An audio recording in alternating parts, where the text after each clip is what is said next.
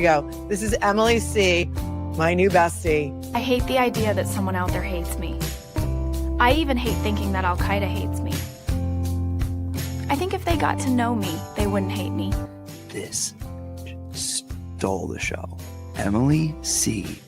was phenomenal. There's something you need to know. What? You're doing great. Look at my baby. Here she is. Emily. 10 out of 10. Huge fan. I see Emily C says 123. I trust her. She's really good. Listen, Turtle, you gotta watch your language. You gotta watch your language. I'm already live. So you need to follow the FCC guidelines. She destroyed, left nothing in her path. It was so good.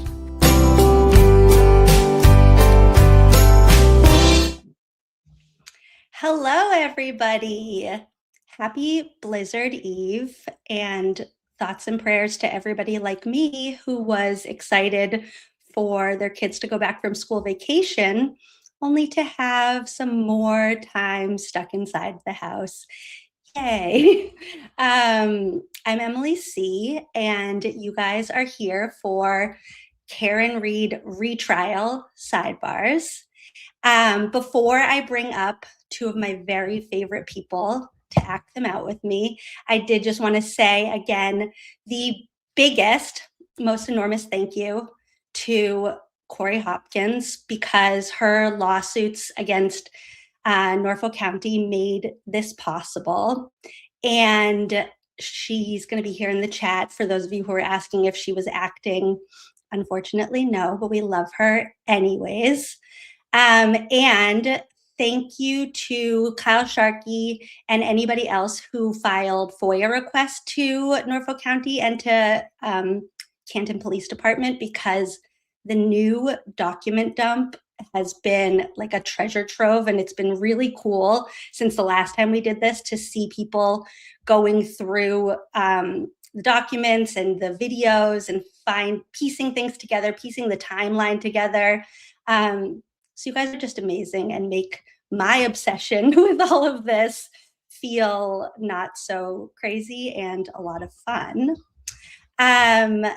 Today, I would like to introduce Melanie Little as the defense team.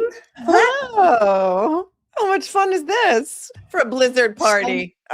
So much fun. Are you guys getting as much snow as we are? Did your YouTube weatherman say? Well, yeah, Ryan Hall says we're going to get like up to 2 feet of snow. They have shut down the New York State Thruway, and I heard that Massachusetts has a travel ban starting today at 5 o'clock. So if you're in Massachusetts, you better get out and home by 5.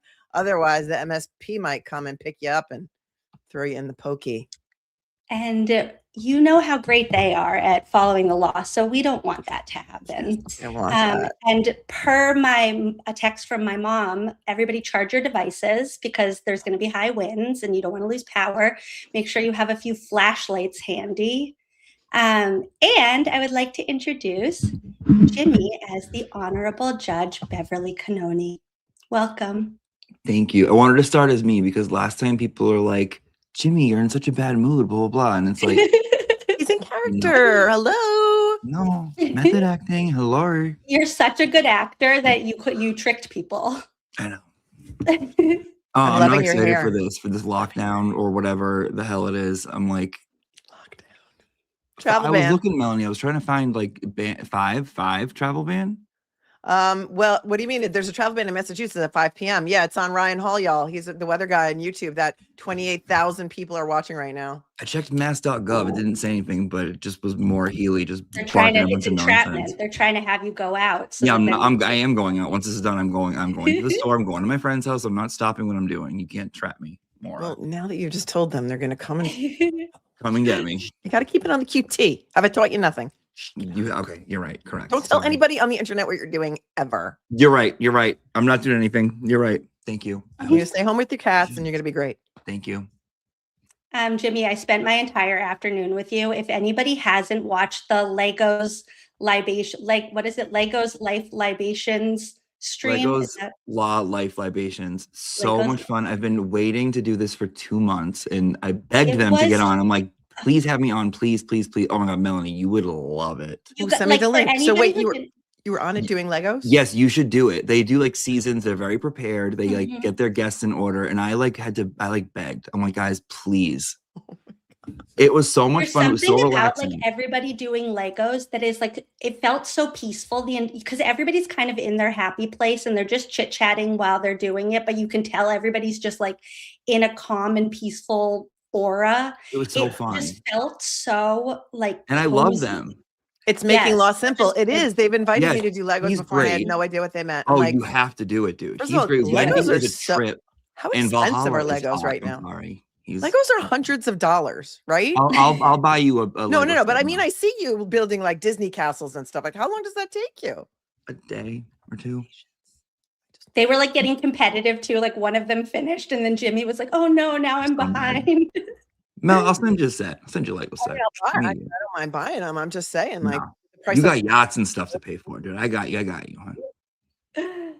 No, it was just today. Anybody who didn't watch it, you need to go and watch it. And also big shout out to Zach, who when you were naming the channels that you watch, Zach was like, say Emily C. So thank you, Zach. Oh, but the channels that I watch. Appreciated that, Zach. Thanks. Good looking out. Dude, everyone watches you. You are like, stop it. Because I feel like I birthed you and you just went on your own path and like smarter than the parent. Like you're just, they can't stop you. You're burning up in the atmosphere. So don't even. It's amazing. It's amazing. I love it so much. It's like unreal, dude. I love it. Because I have the best guests. Look at this. But you guys both started on TikTok, right? Look at you. Getting out while the getting was good. Yeah, I thought Emily was like my little sister when I first saw her videos. I'm like, that's like just like if I had a little sister. I still feel like that. He's my big brother. But I'm younger. I know. And I feel like Melanie's our mom now. Yeah, Melanie's Marsha. Because we know each other in real life. See, we're not just like fake internet friends. Like we've hugged. We know each other IRL. Mm-hmm. But I gotta tell you, it's true. What's in your Cindy and Melanie's Marsha. Mm-hmm. Yacht today, Satan. Yacht today. Yada yada yada. Yada yada yada. I just wanted to say I watched this show. I fell into this rabbit hole yesterday. Have you ever watched the TV show? I forget. I don't know what channel it's on. It's called My Strange Addiction. Oh, of course. Oh, like where somebody like ate their couch. Yeah. Yes, or their mattress. Yeah. Well, yesterday there was one girl who was addicted to snorting cleaning powder. Her favorite was Comet, and she painted her nails green so that she could all day long. And she was a trucker. I'm like, you're a trucker. You're snorting Comet all day. And then there was a girl who's addicted to eating cat food. I've heard that, but where do you buy Comet? Comet's like the powder that you clean your. I know. You're sink with. You buy it at the grocery store. There's people out there. I don't know. Maybe it's fake. It's got to be. I get that. I think some of them probably are, but like eat cat food every meal. Oh, I know. I saw the one where someone fell in love with a wall and they were like getting married to a wall. That was Objective Sexual on the Tyra Banks show. The one like the girl who married a bridge. Is that what you're talking about? Yes, that's the real thing. Yeah. There's some crazy people out there. Yeah. And there was a guy who just ate butter all day long, just like sticks of butter. Listen. I really do like butter though, but not like that. I'm a frat bitch. Yeah, I love it. I'm not excited for the storm, dude. I just don't know where the snow's supposed to go. Like there's no space left. Yeah, but like it hasn't melted from the last storm. This winter that we're having right now is the winter that Procter and Buchanan pretended that we had in 2022 when they were like, oh, just like a little bit of snow melted. Meanwhile, that winter, it was actually 60 degrees and all the snow melted like 3 days later. And then there was a whole other snowstorm and then more snow fell and then that snow melted. They needed this winter to make their story make sense. Friday's going to be 60 or 50.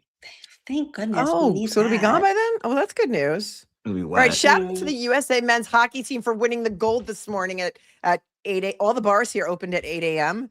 Because the game started at like 8. The bars here were open at 6 a.m. And there were like players from the Islanders like doing meet and greets and hosting people at the bars.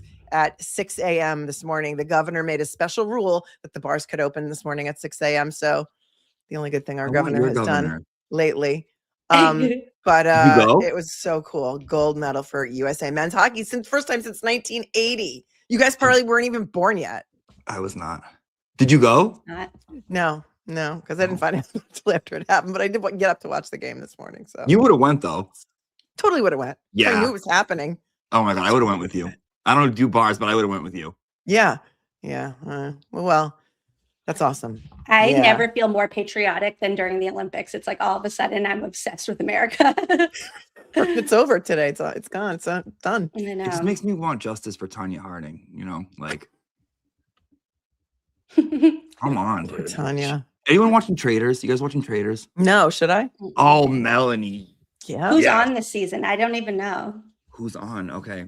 Well, Love Island, there's Rob Roush, there's Moira, there's Lisa Rinna from The Housewives, there's Jorinda from The Housewives, there's Monet from Drag Race, there's so many people. Johnny Weir. I need you to know you haven't named one person that I know. Johnny Weir, I don't know anybody. I know Johnny Weir. Yeah, him, Tara Lipinski. Okay. Ron Funches, he's a comedian. Oh, that sounds familiar. Yeah. Good. It's good. It's wicked good. You would, Melanie, you would love it. I feel like we should do our own reality show sometime. I'm talking to ChatGPT yesterday, and I go cast a season of Traders using Free Karen Reed and Turtle Boy YouTubers. Yes.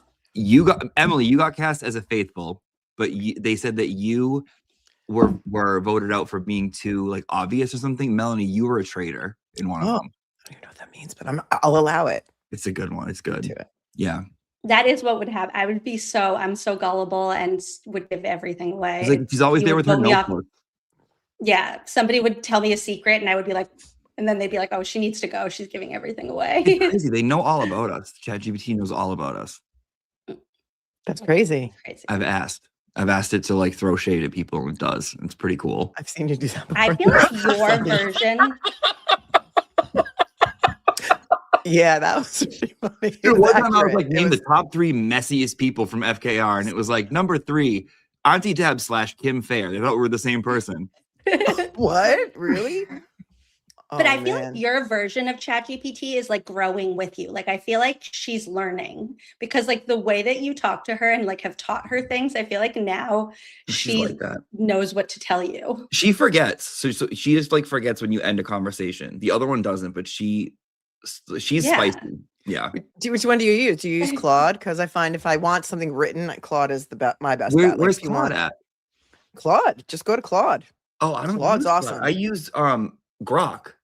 Okay, so there's ChatGPT. I have him. Grok, which I think is a Twitter thing, right? And then there's Grok is Claude. spicy. Try Claude. Claude's pretty cool. Claude. And Claude will write your titles for your YouTube shows. I'll be like, okay, I need 100 character. I haven't done it lately because obviously my titles suck, but I need 100 character YouTube title. Here's what I'm going to talk about today. Legal analysis. And then I'm like, yeah, put a little more snark in it. And they're like, yeah, well, you really shouldn't be snarky if you're going to be a legal analysis. Oh, yeah, fuck you.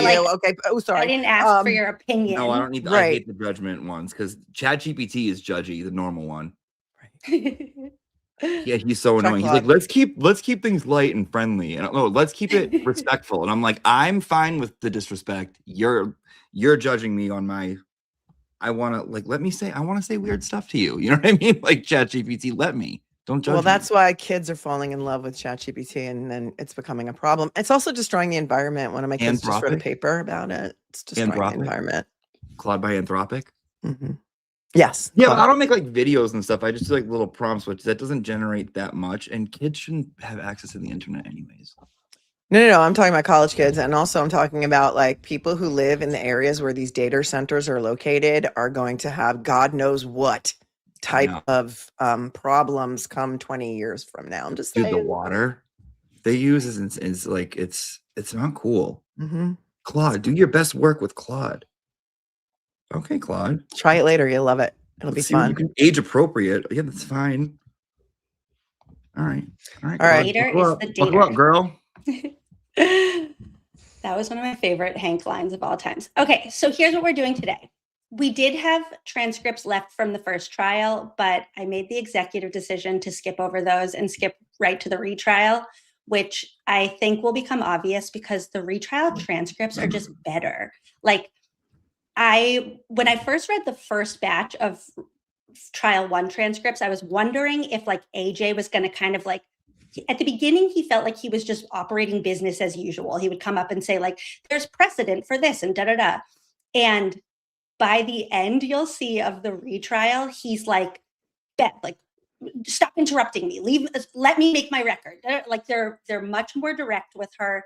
They're more long-winded because I think they're more concerned about making their record and making it really clear in case there was a conviction or something that they needed to overturn. And we learn a little bit more than we did from the first trial transcripts about some of the things that were happening behind the scenes, like in the federal grand jury minutes and with some of the evidence that wasn't allowed in. So I hope you guys like these ones like I do. I had a lot of fun going through them. I will get Judge Beverly. Perfect. Does the court reporter do the sidebar transcripts? I feel like they were very far away from when they were huddled in that corner. Is that who?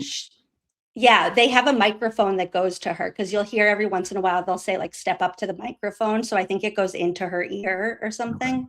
Okay. And then she gets frustrated every once in a while because people will be like shuffling papers into the microphone and it like makes her crazy. I don't know if I included those crazy too. At home. But then the other thing that's kind of a bummer about this, so this is apparently the last kind of like drop of transcripts that Norfolk County is planning on doing, but it's definitely not all of them. So it's just the transcripts from the voir dire of Dr. Wolf from ARCA, then Jen McCabe. I mean, they're good ones, but it's like there should be more. It's Jen McCabe, Jessica Hyde, Yuri, and maybe one other person, but it definitely wasn't everybody. And then that was it. I'm like going through the folder and I'm like, what more do we need? So this is trial 2? Yeah. This is trial 2. So Nancy was not the court reporter for trial 2, right? No, Mary Catherine Gallagher was. The one who smelled her armpits. BRB. Man, SNL really missed the boat here on not doing anything on Karen Read. SNL, dead to me. Not really. I agree. It's been funny lately. And okay, wait. The other thing I wanted was that. Oh yeah, and I have some fervent commercial breaks for us. We didn't need one last time, but these are longer, so we're gonna bake in some fervent songs. I thought I had, hold on. I got to make it so that we can see the thank you to Corey. Thank you, Corey. We love Corey. Bow down, everyone. We love Corey. Okay, save new layout. There we go. That works. Okay, Jimmy, if I press play to hear the beginning of this voir dire, are you available? There, yes, it gets me every time. Oh, wait, hold on. And I have my glasses for Hank. And then I have my headband for La Magla. Perfect. Same character. Okay. And it cracked me up. There's more Laura McLaughlin in this one. She wasn't in the first trial nearly at all, but we do not hear a peep from Lally. Oh, yeah. Lally was cut from the script. He was cucking the whole trial. He was background the whole time. He does not speak once. He was cut. He was an extra. Oh, know what I need to do? I need to make sure we have sound. Hold on. Share screen. There we go. Okay. And away we go. Again, I routinely keep track of my time when I'm working on a project. So yes, that time was kept track. That's not what I'm asking you. Ultimately, that time that you kept track of, did you then submit it and get paid and compensated for that time? That's what I'm asking you. Well, first off, I'm a salaried employee, so I don't get direct compensation when an invoice goes out. That invoice, when it's sent, ultimately comes back to ARCA. That doesn't come back to Dan Wolf. Okay. So in order to get paid for that, you would have had to submit that time through ARCA to then forward it, wouldn't you? Going to allow it. Is that true?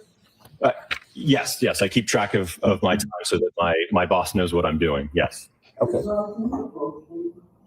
Who asked me that? Yes. Come on over.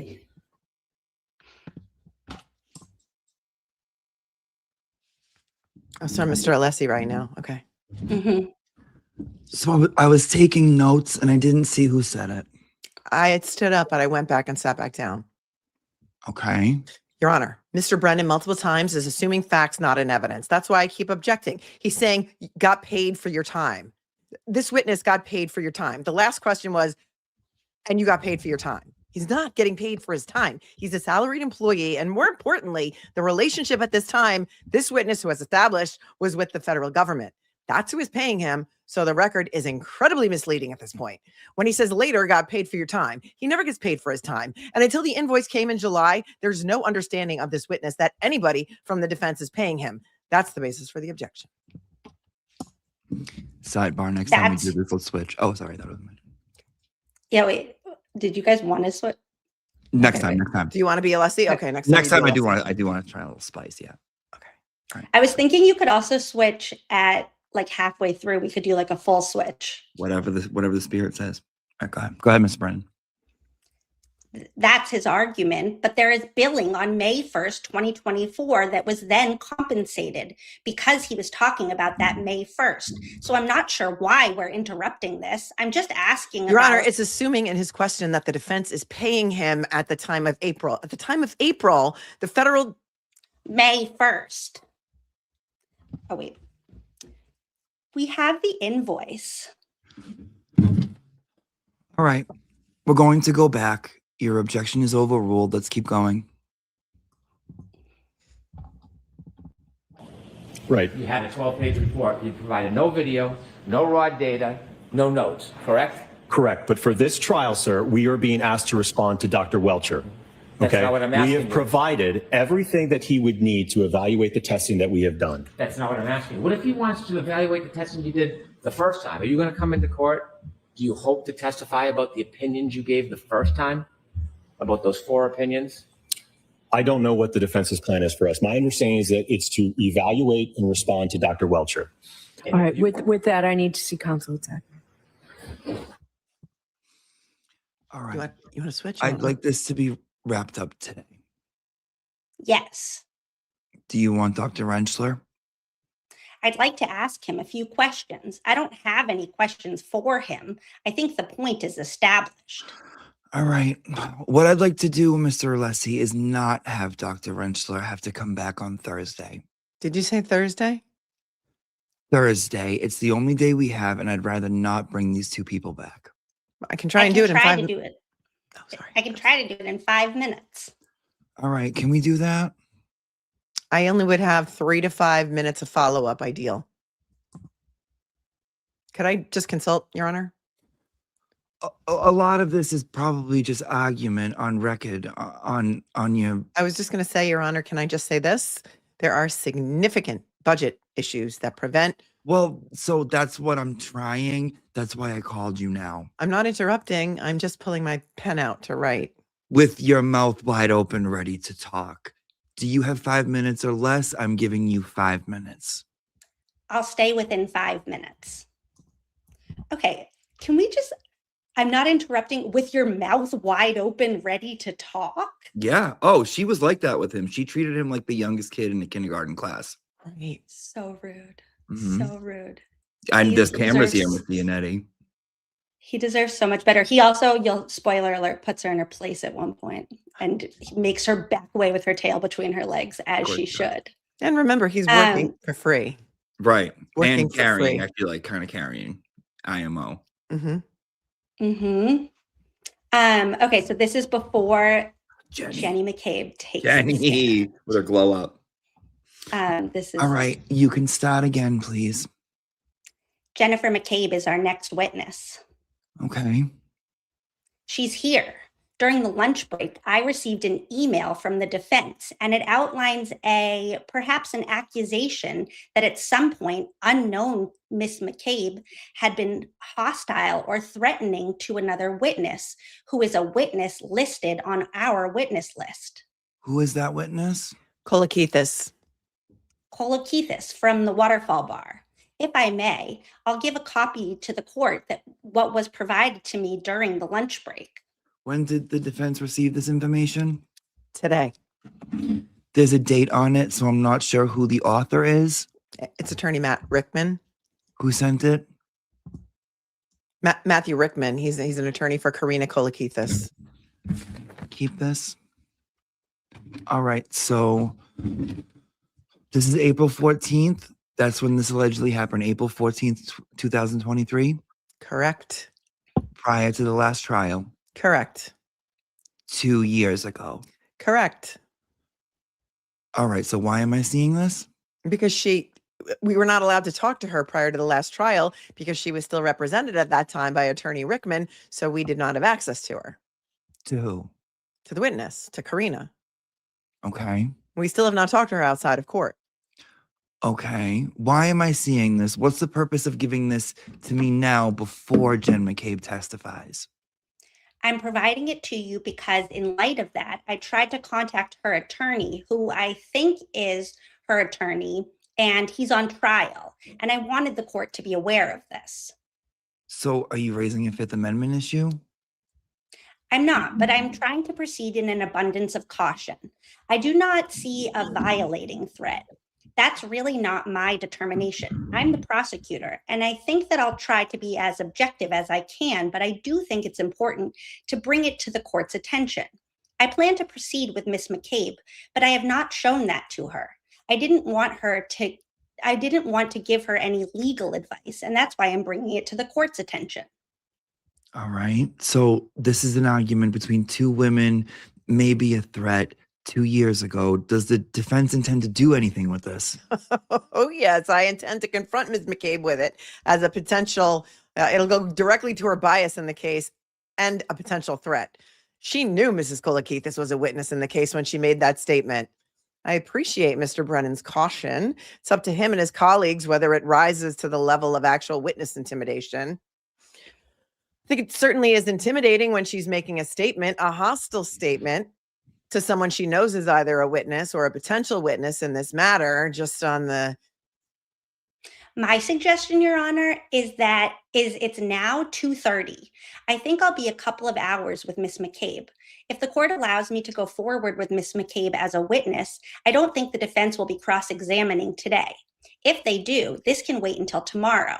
It'll allow her to seek independent counsel. And if she decides to invoke any privileges, we could always strike her testimony.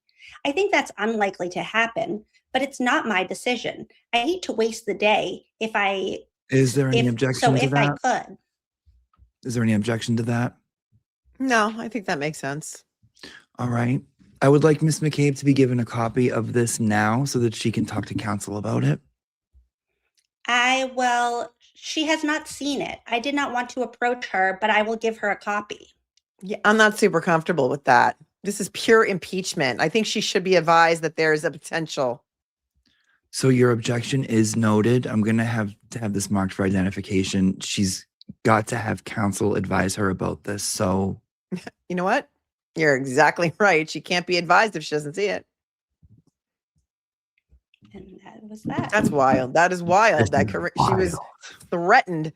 Karina, the Queen, Kolakithis, was threatened by Jen McCabe in 2023 before the first trial.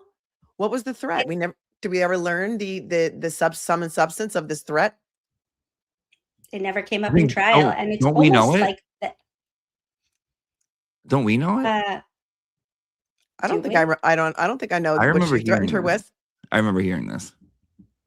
What did you hear? I don't know. She said something to Kolakithis. Yeah, and I think like 2 young girls too. Something about putting something in your mouth.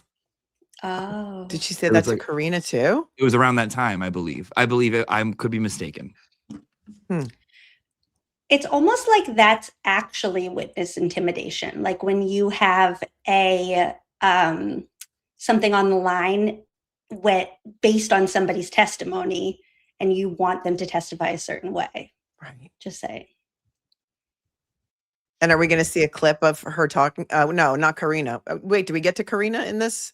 No, I don't think so. We never do, because if I recall correctly from trial 2, Karina Kolakithis' testimony was really short. It was almost like at the end of it, she was almost like, wait, aren't you going to ask me about the threats that Jen McCabe made against me? And they never asked, and they never got to it. And it was all of a sudden her testimony was over, and she was like, well, that was sort of, she was sweet. Those sidebars were probably very interesting if they're ever going to release those. I don't think those are in this batch. That's what I mean by I still think that there's a bunch of sidebars that are missing. So I don't know what we do about that. We watching Jenny? Hey, Corey. Okay, so now Jen's on the stand, and this is during her direct. Did he ask you for help trying to find the address? I'm not sure his exact words, but yes, he needed help. And so I just said, I told him just go down the street, go by Bella's house. It's at the bottom of the street. So you used Bella's house as a point of designation to try to guide him to get to your sister's house? Yes. Tell us who Bella was to John. Bella is my daughter and John's niece friend. So Bella is friends with my daughter, John's niece. Okay. And was there any relationship between Bella's mother and John that you knew of?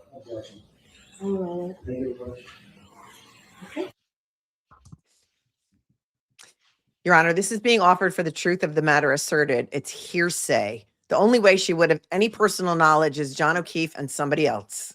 What do you say? It's motive evidence. It shows what precipitated the argument that was reported by the first responder. I have other evidence supporting the fact that the defendant, in fact, heard the conversation. I have a number of clips from different media interviews where the defendant acknowledges that that's what the conversation was about. I plan to play those clips after Jen McCabe's testimony. I have no issue with my client's own statements. It's admissible. This is not the witness to get it in front of. She would have absolutely no knowledge of the relationship between Bella's mom and John if it weren't for hearsay. Do we know that? Do we know that she has I have no evidence that she understanding of the relationship? I have no evidence otherwise. Otherwise, she would testify to, I'm assuming she would have testified last time that they spent time with John and Bella's mom. So I don't not know that. So that's why I'm asking. That statement clips where the defendant acknowledges that that phone call was about Bella and Bella's mother. So she herself confirms the fact that she knows about that conversation prior to. And so this isn't offered for the truth. It's to give context to the statement. Do you want instruction if I let it in? I don't want you to let it in. It's hearsay, Your Honor. I understand that. I don't know. Let's see if he can build a foundation as to how she knows that. I can play the clips now, but I would preface to the court, the goal was to play them after witness testimony. And the clips are of my client reiterating what her testimony was at the last trial, not specific, I don't believe. I don't have a memory of it. Yeah, I don't remember what the testimony is you're talking about. What's the clip? I'm not sure, but my memory, and I could be wrong, but my memory is any reference that my client made in any interview was to the testimony that came in about the hearing, about hearing or not hearing a conversation in the cab of the car concerning passing Bella's house and what Ms. McCabe interpreted that to mean. In other words, that there was a relationship between her and between Bella's mother and John, and it would have made the implication is it would have made Karen jealous. Anyway, again, if it's admissible, I don't have any problem dealing with it, but this is hearsay and it's not admissible through this witness, I believe. So build a foundation for that. I will. Ms. McCabe will not say she knows whether or not the defendant was listening to the conversation. However, the defendant's statements, admissions, make it clear that she was. And so that is the foundation. If I wait until after Ms. McCabe testifies, it would have no context. And so this is not hearsay. It's providing context to the defendant's admissions. It is hearsay. It's offered for the truth of the matter asserted that there was a relationship between Mr. Brennan just acknowledged I'm using this as motive evidence. The only way it's motive evidence is if it's offered for the truth that John and Bella's mother had a relationship. His question to Ms. McCabe, if I could just flush out the record, is tell me about the relationship between John and Bella's mother. I don't believe she has any information about that relationship unless it's built on hearsay, unless she was in the room at the wedding, in the bedroom with them together, that kind of nature. And I don't believe she has that kind of personal knowledge. I think it's just. All right. So that's what I'm saying. I don't know. So you can build a foundation for that. We now. Okay, good job, Mary Catherine. She's still be on the stand tomorrow. You can see it and then get back to it. Well, substantive statements of the defendant can be admitted at any time. Right. I know the preference is to do it after the witness, but if we're going to have an evidentiary issue at this point, I can play her statements now. I could ask Miss McCabe what she knew the relationship between Bella's mom and John was, and then I can play the defendant's statements. That's the point, Your Honor, is that it's the predicate question that I've got a problem with. What do you believe the relationship was between Bella's mom and John? I understand. And I'm just saying, I don't know if she has an independent basis. Okay, we can. So that's why I'm saying you can wait until later in your testimony. We can do this outside the presence of the jury and see if she has an understanding of the relationship. And I'm happy to take an offer of proof as well. If he wants to, finish up another area. And at the end of the day, give me an offer of proof. I don't know what she's going to say. That's why I don't want to do it in front of the jury. Right. So move along. We'll come back to it. We can come back. Also, just hearing the term Bella's mom is not a motive for murder. Like, that is the most ridiculous thing I've ever heard. Well, they wanted to paint her as being so jealous that was her motive for killing him, because she was so jealous. That she just heard Bella's mom. That's it. That's all you have to do. Yeah. And she just snaps. Just mention any other woman that John ever slept with in this pineapple upside down community, because it's pineapple upside down town, apparently. Remember her voicemail to John was like, "You're effing another girl right now," right? Or something like that. Wasn't there a voicemail to that effect? And you're an effing pervert. And then when we found out that on their second date, John told Karen about the swinger scene in Canton, doesn't that all make perfect sense now? It's rhetorical. And if that's how Jen knew, that's even freakier. Okay.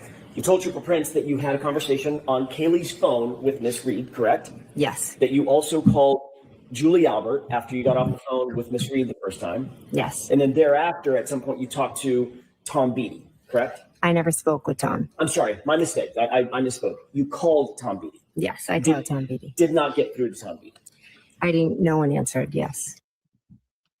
Then you spoke at the grand jury. I think that's where I was supposed to. Did you see the clip of her like yelling at Tom Beatty at some lacrosse game? She's like, "Go sit by yourself, you loser. Nobody wants you here." That was before the first trial. So was that it? That was it? The clip? Or something like that. No, it's on Twitter. It's no, Twitter the one space. that Emily just ended. The one we just watched. I think that's the guy, what Tom Beatty. All right.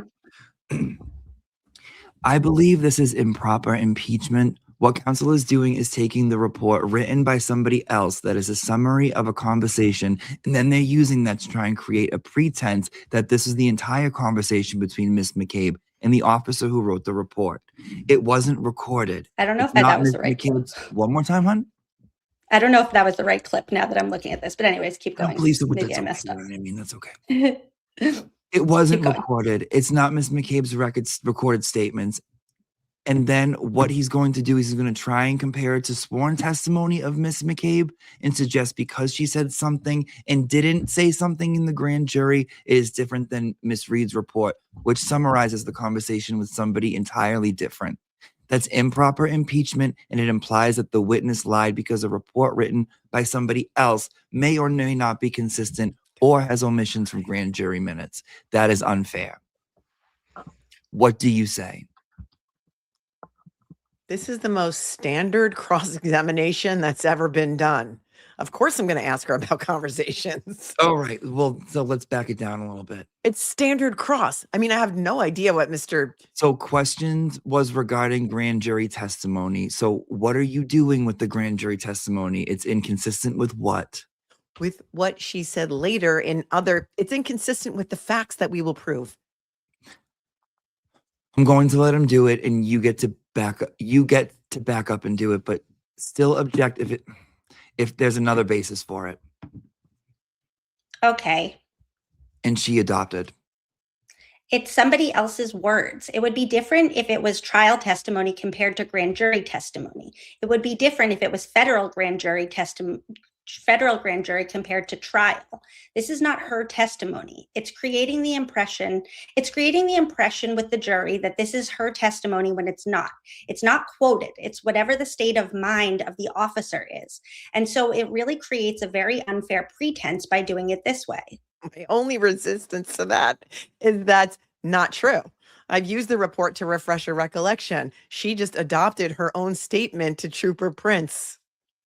So I agree. She said that it did refresh her recollection, and this is what she said, but it's fair for you to get back up, just like it's fair cross examination.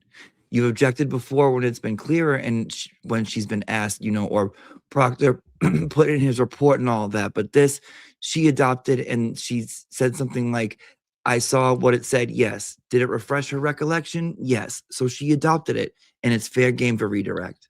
All right. You're all set, Mr. Jackson.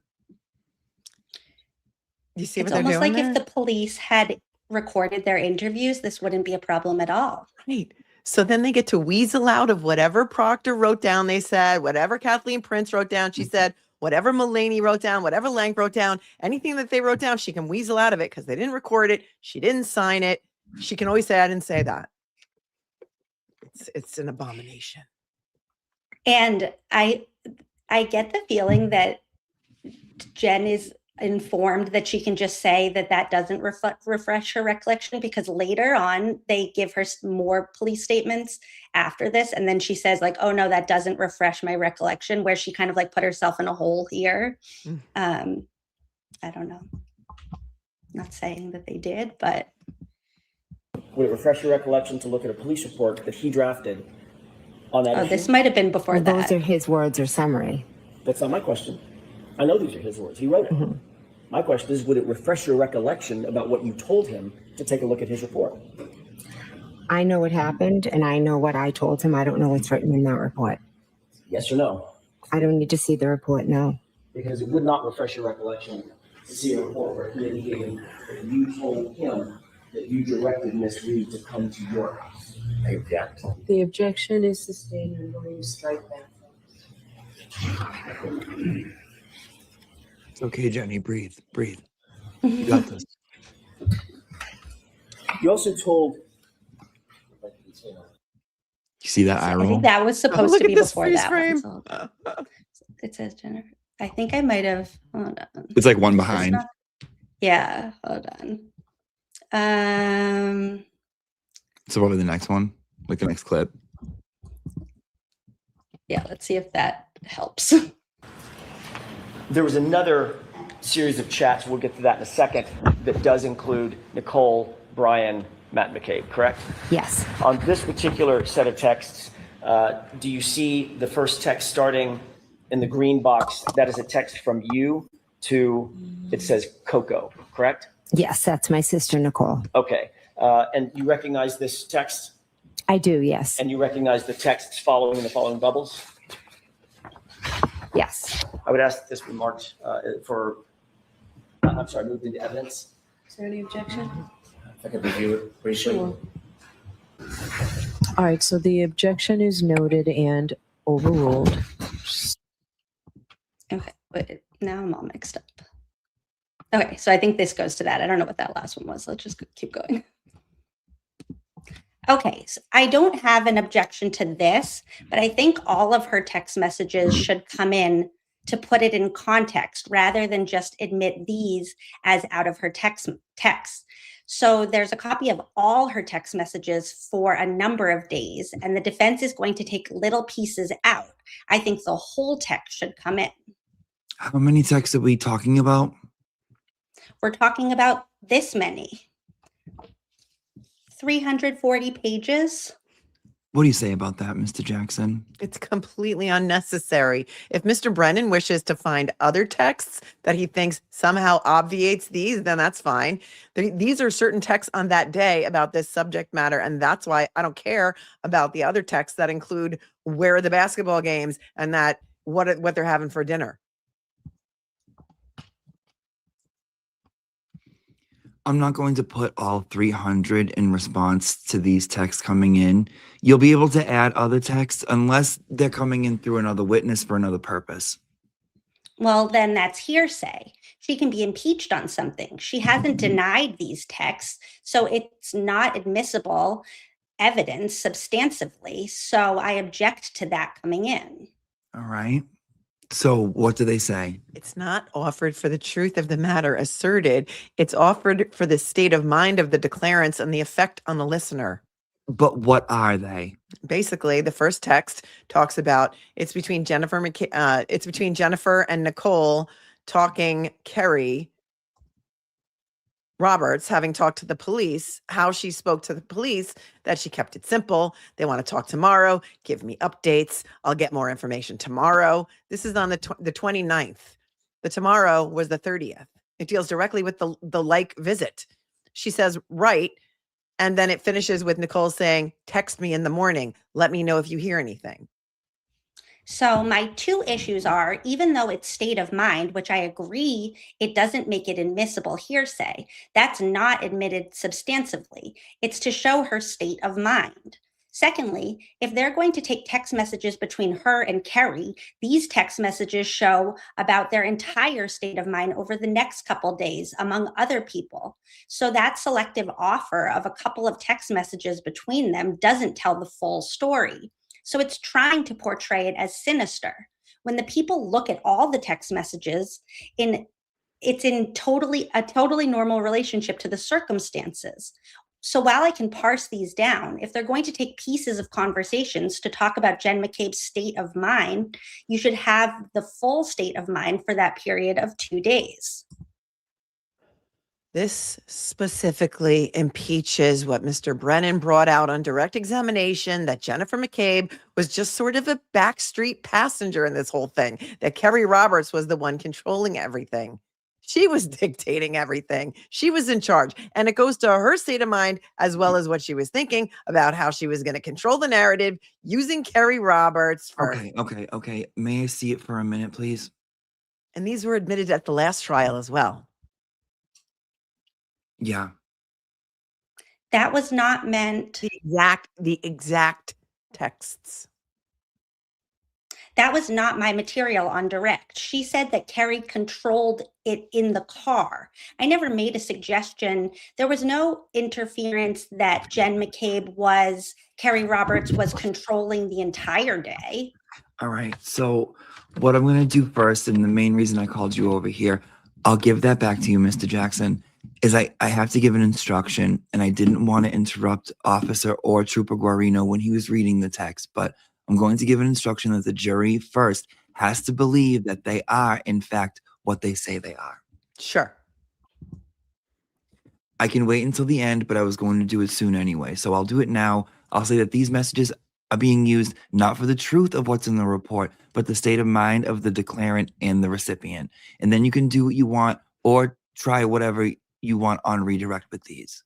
My guess is we'll also have a morning break before redirect to see if you have any additional text messages. So in addition to the content, Your Honor is going to allow this in substantively?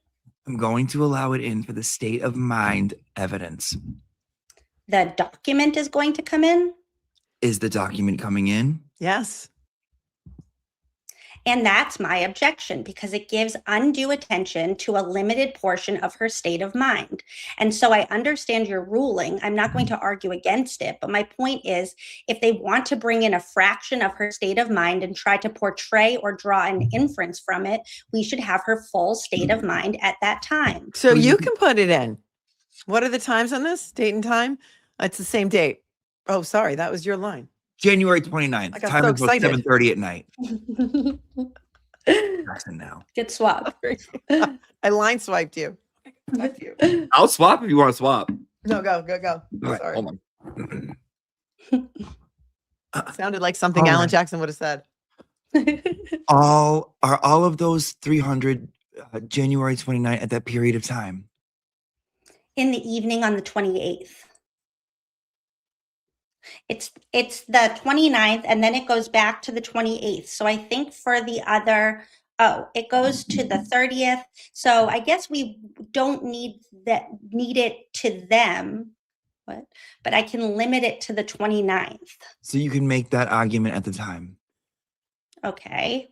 So we'll do this sort of piecemeal. I think you're probably back to the 2-hour cross, which is With this, probably. fine. So all right, they're marked for identification. I will let you put it into evidence. Do not display it until I give those 2 instructions. Understood. And there's another, just so we don't have to approach again. I've got another set of texts.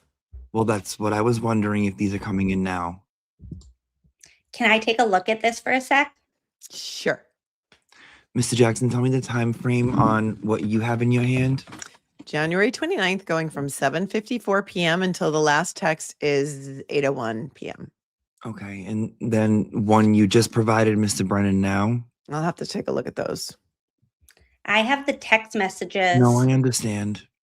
They're in this package here. It's the packet that you have. How quickly are you putting this in? Right after this. So again, I'm going to object because, again, for 2 reasons. One, we're putting in state of mind evidence into a written form, which makes it parasubstantive evidence to the jury. And so it would be difficult for them to discern. It gives undue attention to mere statements regarding her state of mind. Second objection will be the same, that if we're going to introduce these, we should be able to show her entire state of mind around that critical point in time. All right. So what's the timeline? Do you want me to read it? Sure. It looks like the first text message is February 1st, 2022 at 12:48. That goes to February 1st, 2022 at 5:34. So again, this would expand my request. Okay, then, and your request may be more reasonable given all this, so you'll need a question in between because that's a big gap. Understood. I intend to lay the foundation. Brennan, you know what would make it easier if she didn't have so many incriminating text messages. Oh! You know what text message wasn't in there? That probably wasn't turned over. The one where it said, "Who do you want to play you?" Sandra Bullock. Right? Because don't you think they would have read that into evidence if they had it? I would have. String, correct? I just was texting my family. I wasn't thinking any more of who was going to see it. You certainly did not expect, when you were writing those texts, that the defense, Ms. Karen Reed's representatives, would ever get a hold of those texts. That was not in your mind, correct? Would never have been in my mind, no. That is a textbook example, what we've just seen, of witnesses colluding with one another about a subject matter that's under investigation, correct? And move for instruction. All right, jurors, disregard that comment. Completely disregard that question. Your Honor, may we approach? Yeah. Opinions and inflammatory comments are not evidence where it leaves a great impact on the jury. Mr. Jackson likely doesn't care what the answer is. The objection is to draw attention to it, and then vesting that in the jurors' minds with no basis in evidence is inflammatory. It's unfairly prejudicial, and I would suggest that not only should there be a curative instruction when those comments are made, they should be prohibited. It's argumentative, Mr. Jackson. It's not argumentative. I asked the question. It is colluding. Textbook. Okay, I'll take the textbook out. No. Is that the question? An example of witnesses colluding with and among each other, that is a perfectly reasonable question given what we've just seen. It's a fact question. I find that it's not. I'm excluding the question. And I'll take the word textbook out and ask the question again. I'm entitled to her response, and the jurors are entitled to hear what her response is. And to obvious collusion between and among witnesses in this case, I should be able to ask her, is that what you were doing? And if you can ask her if she was colluding. Okay. Thank you. Okay, so this is about her visit to Mike Link's house. You have the document in front of you? Yes. Let's take a look at the first page of that document just to orient yourself. Do you see that appears to be a map, generally? All right, so I'm just going to ask you to take a look at the document and don't describe it. Sure. Take a look at the first page and tell me if you recognize anything on that page. I do, yes. What do you recognize generally about that document? Yeah. I'll see counsel at Sidebar, may I? All right. What do I have, Mr. Jackson, and what are you doing with it? This is location data that's been pulled from her phone that's been produced by the Commonwealth. Is it a Celebrite? It's not from Celebrite. It's just location data that was generated from the extraction. By who? Showing the location of her phone at different times. Who was it extracted by? It was extracted by, the extraction was done by the Commonwealth, but we received the extraction, and this report was conducted by, I think it was Maggie Gaffney. I think it was Miss Gaffney. I don't expect that she's going to recognize this, but she's going to recognize this. All I want to do is boom, boom, boom, boom. And all right. So on page 1, you're pointing to all the circles. You don't expect that she'll recognize the circles. Right. What is it that you want her to recognize? Her home address, and then a few pages later, 34 Fairview, and a few pages later, Michael Lank's residence, just as it pertains to the map only. I don't think I'll ask her, do you recognize what these are? And she's going to say no, I think. All right. What's your objection, Mr. Brennan? Well, it's hearsay, and he's asking her to testify about some information in a chalk or a computer printout that they've developed. And so she knows where she lives. She knows where Mr. Lank's home is. She shouldn't be discussing hearsay in a document when that document hasn't been admitted. So it's just rank hearsay. Do you have another map? Is somebody going to come in and tie up all these circles? Yes, Maggie Gaffney. So let's keep it as identification until that happens. That was my intent. So nothing displayed on the screen. Correct. And you're going just to ask where she lives? I don't really want her announcing her address. No, I will not ask her that. I'm fully prepared to say, don't give me the address. Does this map display generally where you live? It's no different. It's not hearsay. Yeah, okay. So I'm going to allow it. Would you allow it de bene? I mean, it's just for... Oh, the question? Yes, you'll have to remind me. I mean, if you think it's something that should be stricken because they don't, it's not going into evidence. So the questions are merely, what does this depict? Do you see what generally depicts your residence and the location of your residence? And do you see on the document the time? That's the only two questions I'm going to ask. And you're going to ask her what they are? What the times are? Yes. No. All of that will come in through Maggie Gaffney. If they're calling Miss Gaffney, then I wouldn't have an objection to identifying where she lives and the time, if that's what they're going to follow up. I don't want to be a stickler on timing. And if they don't, they'll move to strike that line of questioning. You'll have to remember, if you record the time and date of when that testimony is, it's going to be a long trial. I'll hand this back to her. This is for identification. We never heard from a Maggie Gaffney. We didn't. Mag Gaff, where you at, girl? Do you recall telling Trooper Tully that you had never met Elizabeth Proctor or Michael Proctor prior to September 2023? No. Would it refresh your recollection if you saw a copy of Lieutenant Tully's report? I don't need to see the report because I know I told him that I met him on January 29th when he came to my house. So again, if you follow the note, you never met Trooper Proctor before September 2023, that would be in Barrow at 10, right? You have to ask him instructions. So again, that is sustained. Ladies and gentlemen, I instructed you on previous questions regarding the same type of thing, whether another witness is lying or not. Disregard the question and move on, Mr. Jackson. If you had told Trooper Proctor, Trooper Tully, Lieutenant Tully, that you had never met Trooper Proctor before September of 2023, would that have been a truthful or an untruthful statement? Exactly like you said. Okay. See what I mean by last time she asked to see the police report and then she got herself caught up, and now this is later and she's like, no, I don't want to see that because I don't want to be tied down to that. Mm-hmm. The repeated misuse of documents that are not statements of. Oh, hold on. Wait for.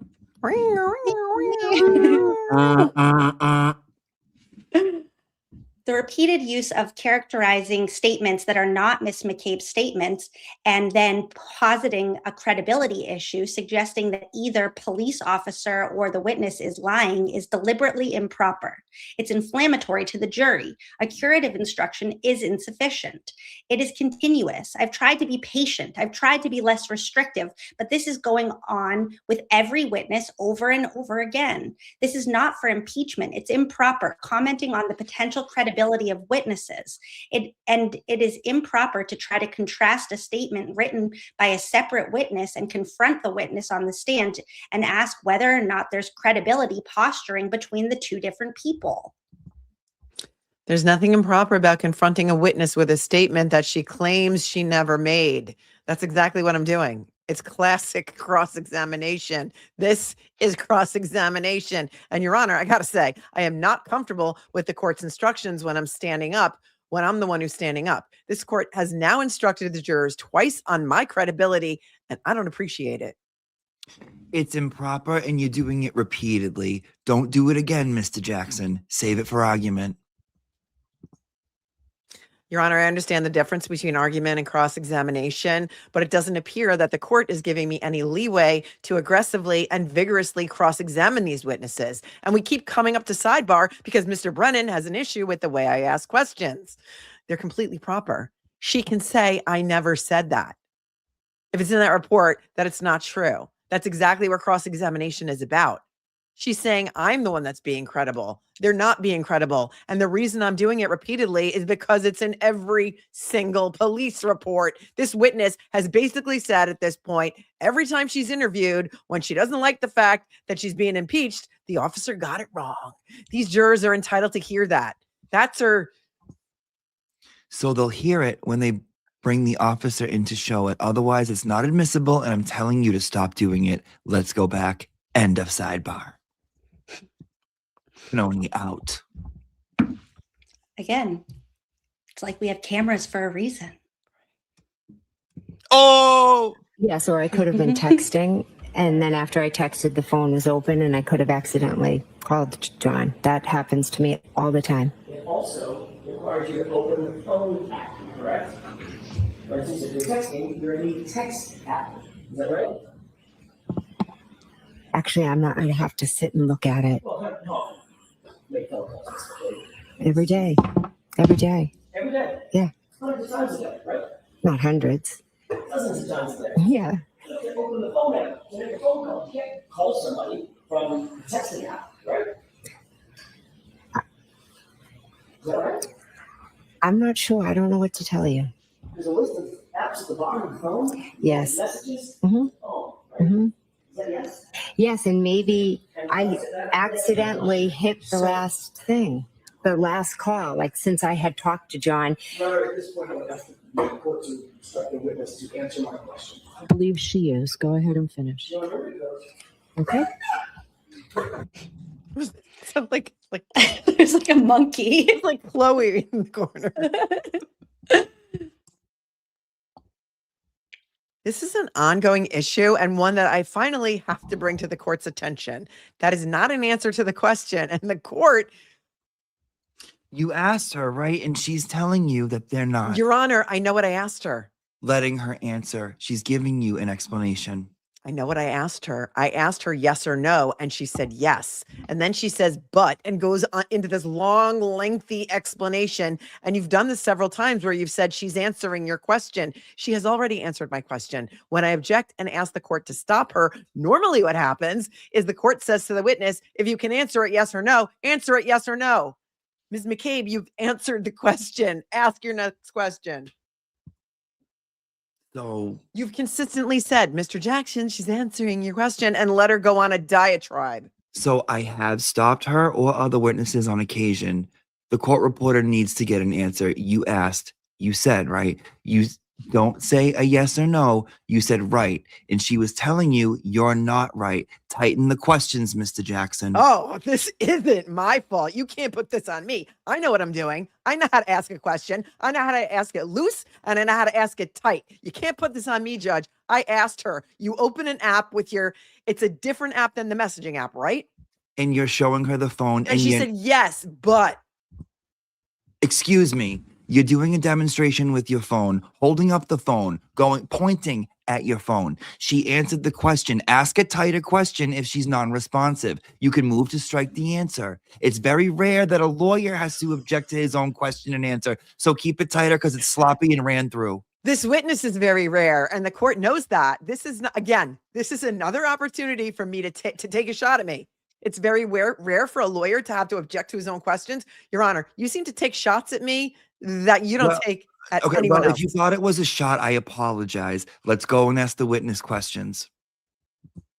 Your Honor, I'll put on the record I objected because I believe that Mr. Jackson is cutting the witness off during her answer, and she should have the entitlement to finish and explain. That's why I'm objecting. And that's when I let her go is when she's in the middle of an answer. You can redirect her before she answers, but she's answering your questions and we need to have a record, and you've made your objection known. End of sidebar. Canoni out.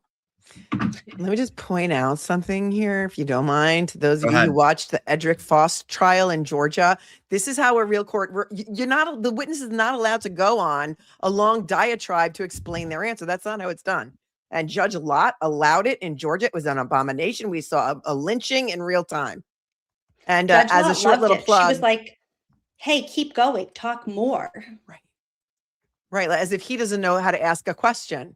Tighten up your questions. No, it was a yes or no question. She's supposed to answer yes or no. She's not allowed to explain herself. That's not how it works in a real court. Your questions were sloppy and everyone in the town has had them before. Get them tighter.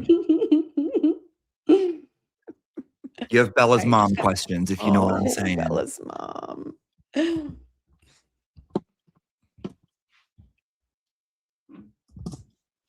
I mean, the police has asked you about it. You've been interviewed about it. I've been asked by you.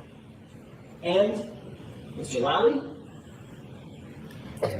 Yeah, Mr. Lally asked about it, yes. And every time you're asked, it's about a Google search at 2:27 a.m. That's all I'm asking. It is, but it's not one that I remember doing or making or did. It's not one I did. It's just one that is in a record that was misread. Are you denying that you made a Google search at 2:27 a.m.? If you could show me this Google search, I'd appreciate it. Can I have a moment? Yes. Your Honor, may I? Yes. Thank you. Ms. McCabe, I don't have a paper copy, but I'm going to ask you to take a look at something that we display on the screen and ask you a couple of questions about that. I think it was supposed to stop there. I think that's what the sidebar was about.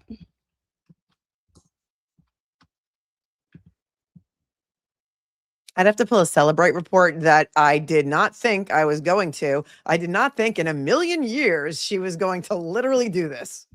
How much longer do you have with her? Probably this is the second to the last subject matter. I mean, I could get it before 1 o'clock if she would just answer a question. It's tedious. If she wants to do it this way, I don't mind. So if it's part of what has been displayed, right, is it something we can put a hand on quickly so we don't have to send the jury back? We have it queued up electronically. Any objection if we put it up? No. You got it? Yep. We need to at some point say where you got that, and it's in evidence, right? It's in evidence. All right, so we'll mark it later. Yep. And then they put her record up. Oh, and then they have to take it back down because there's a column that needs to be deleted. And then they go back to the sidebar. Does what's in evidence have No. the deleted with bright and red and the bright green and the red column? I don't recall that. I would have to look at the record. I would be hopeful the witness would answer this question, but she's not a Celebrate expert. She's not interpreting the records. That's not. So just lead her with the hose long to dying cold. Your Honor, let me do my examination. Okay. I have been leading her. She won't answer the question. You have asked, and I'm not criticizing you. I know you think I am. You've asked open-ended questions about this. That's why she's giving you open-ended. Just go. If this is an evidence, just say you Googled hose long to dying cold. I have. Laugh just provided that?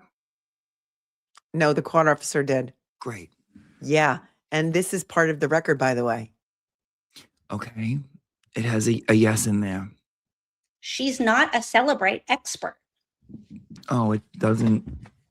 This has not been interpreted. She can look at this, but that is not something that she should be examining on. Is it an evidence? I don't know. I'm not saying it's not. So a court officer gave it to you? So is it in? He had to have gotten it from our team. Is it in evidence? It's in through Mr. Whiffen. Okay. All right. So if it's in through Mr. Whiffen, you can go ahead and put it up. Okay. Hold on. We're double checking. It's not an evidence. Oh boy. We record it was. We had somebody to check. They rechecked. Okay. You need to be here. Yeah, we just went. We were told it was an evidence. We wanted to make sure. We had somebody check. It's not an evidence, correct? It's not in through Mr. Whiffen? All right. So that part of that cannot get up on the screen. It's already been up on the screen. I'd prefer you just show it here, the piece of paper. Take the column down? It's already been up. I'd prefer it not go back up on the board. That's that. Before testifying or So anything like in that. the 3 months between this incident and the testimony by both you and Ms. Roberts, you two did not discuss this hypothermia issue? It wasn't an issue. It was just something she said, but we don't discuss it every day. There's no need to. I didn't ask you to discuss it every day. I asked you if you ever discussed it. Originally, yes, we did discuss it in the first days following all of And this. that would have been before either one of you testified at the grand jury, correct? Yes. And we know that you were with her during her, just before her testimony at the grand jury. Is that right? Yes.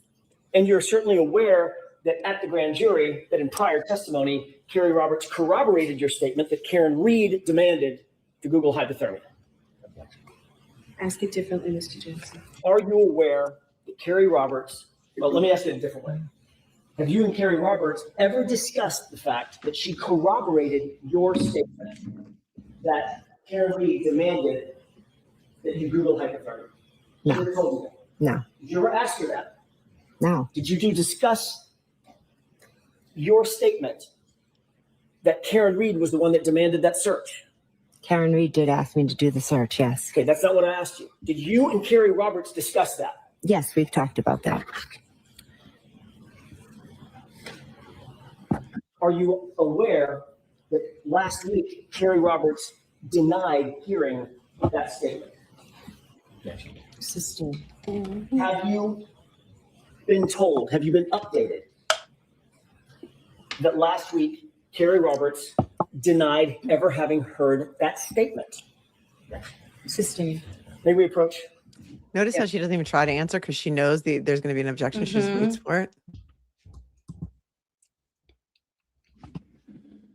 All right. There's a sequestration order, and she said that she's not aware of this, so let's move on. She didn't say that. You won't let her answer. Well, she can't answer it. What's your objection? Yes, she can answer it. It's twofold. One, Attorney Jackson is characterizing past testimony inaccurately, and that characterization leaves the impression with the jury that's what Carrie Roberts said. That is not the testimony. Unless it's in the transcript, that is not my memory of the testimony. And secondly, the question is whether or not they violated sequestration. If that's the question, then it can be asked. But mischaracterizing a conclusion to somebody's testimony that she denied it and then confronting a different witness with what Kerry Roberts did in a different testimony is improper. First, I was concerned about the sequestration. I know she has a lawyer. That was my concern. well, Do you care about that? The sequestration order?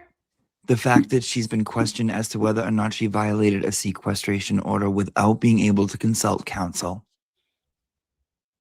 I think that's supposed to be Brennan. Yeah, I mean, I would have no reason. I would have no reason to be concerned. I've never spoke to her. If she answers something that's incriminating, I wouldn't expect it, but I don't know. First of all, I didn't mischaracterize what Kerry Roberts said last week. Mr. Brennan was here. I was here. She absolutely. I'm concerned on the sequestration part. That's all. I want to make sure the record is clear that I didn't mischaracterize anything on that witness stand. That's fine. Kerry Roberts denied having heard it. She absolutely denied having heard it. Yeah, I'm not concerned about any mischaracterizations. It's not an issue. I want an answer from this witness whether or not she's aware that Kerry Roberts has now denied that. That's it. Ask her just that. It's literally what he just asked. I was not implying that Kerry Roberts didn't deny hearing it. Kerry Roberts did deny hearing it. The way I heard your question was different, but as far as Kerry Roberts, she did say she didn't hear that. Just ask her if she's now aware that Kerry Roberts hearing it. Okay. So then this is flash forward to the end of Jen's cross. They approach Sidebar and Brennan says, in questioning Miss McCabe, Mr. Jackson asked her about her relationship with Trooper Proctor, including a number of phone calls, and he included a number of phone calls that she had with him in July. She met with Lieutenant Tully, and that was part of the questioning. The purpose of meeting with Lieutenant Tully and having those phone calls in July was because of the ongoing harassment that she was receiving as a result of being a witness in this case. And so I believe it's opened the door for her to be able to talk about why she had this ongoing relationship with Trooper Proctor and also why she was being interviewed by Trooper Tully in July. I'm mindful that I'm not trying to run through the door and attribute bad acts to the defense, but it puts in context why the relationship continued. It's a centerpiece of their defense that anything Trooper Proctor has touched has been tainted. And that's the implication I believe they'll argue relative to Miss McCabe. And so I think she should be able to go into it a little bit. Briefly. That's not at all what I asked. I asked very specifically, tell me about the content. The only reason I asked the question is because she denied having met him. It doesn't matter the context in which she met him. She simply said, I have never met him before. Are you going to focus on the number of times she has spoken with him at some point in your closing argument? Probably not. The fact that she simply said, I've never met him before, that's the key. It doesn't matter if she had met him to go to lunch or met him to deal with harassment or met him to go look at taillights. No, that's not the argument I heard. It's the number of calls to Proctor, to Tully. That's what you're saying? Yes, and the length of the relationship that extended past any investigation. But all those calls in July and after were because of the intimidation of witness complaints, not because of this case, and the jury should know that. And the only calls that I showed very specifically were up through March of 2022 before any harassment had ever taken place. He only showed those mentioned you saw 23, which is when she was interviewed and said I'd never met him before. I guess I should say, which is when she was interviewed and said I'd never met him before. This was just an issue that has nothing to do with content. Well, I need the transcript because I didn't see the opening of the door on this. I had concerns on something else, but is that it? Yes. So I need the transcript, and maybe you call Miss McCabe back again on Monday. Sorry, Chrissy, I really need that transcript. All right. Thank you, Chris. Talk later. Okay, yes.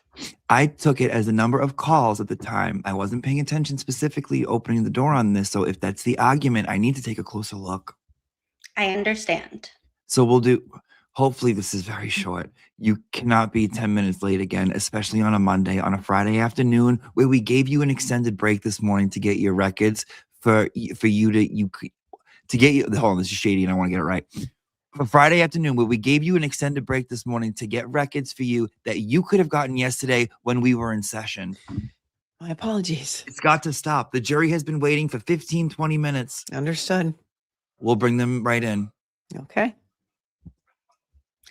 Understood. There are some text messages I'm going to read. I'm sorry?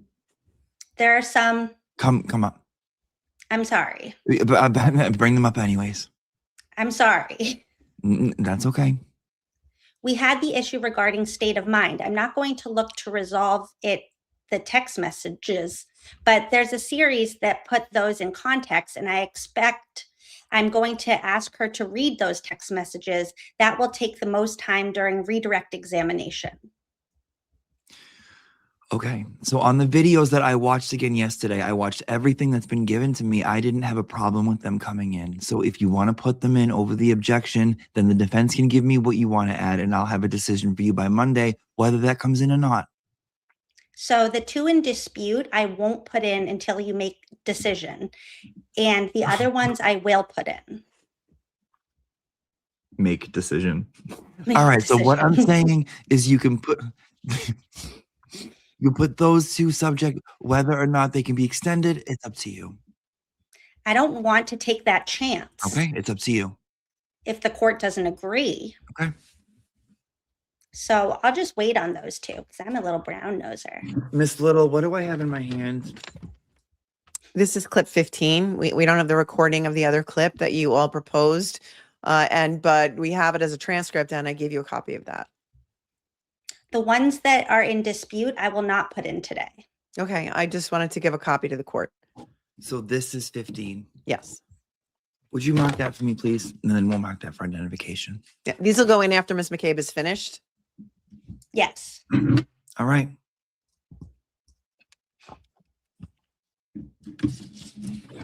You were asked about your state of mind over the next couple days. Yes. And I'd like to ask you about some of the text messages reflecting your full state of mind over the next couple days. This has to be really brief.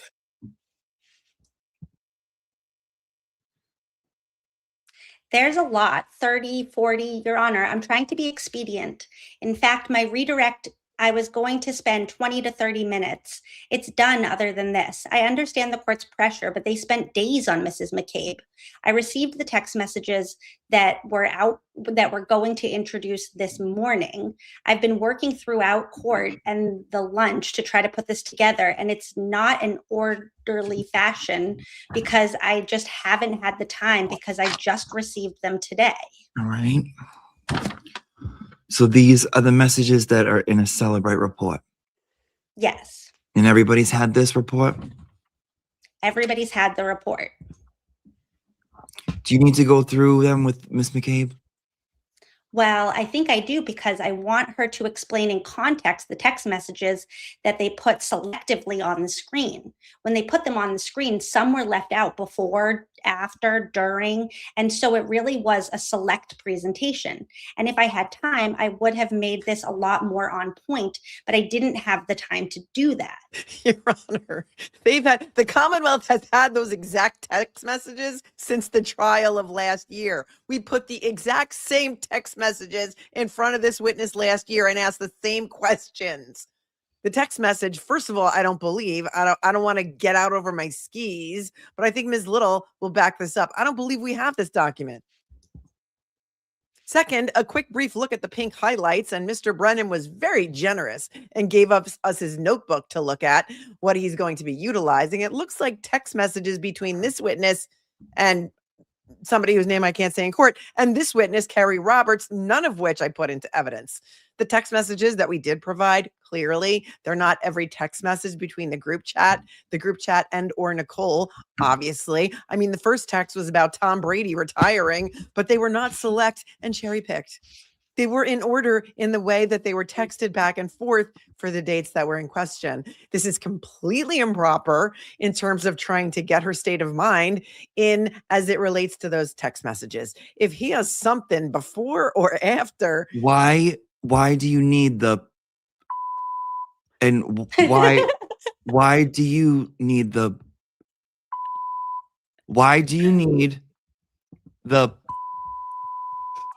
and Carrie Roberts? I wonder what that is. The reason they're selected the text messages in the way they did is they're trying to suggest that she's the leader in a conspiracy. That's the only reason I introduced them. Okay. And when you understand what she was going through, you will better appreciate the text messages that they introduced and her state of mind. For example, they tried to suggest that there's a conspiracy between Kerry Roberts and this witness, and that's why they do timelines, and that's why they met at certain spots. When you read these, quote, every time I close my eyes, it's all I feel. I feel like I'm going to vomit. I just can't even. Okay. I mean, this tells the story. That's admissible.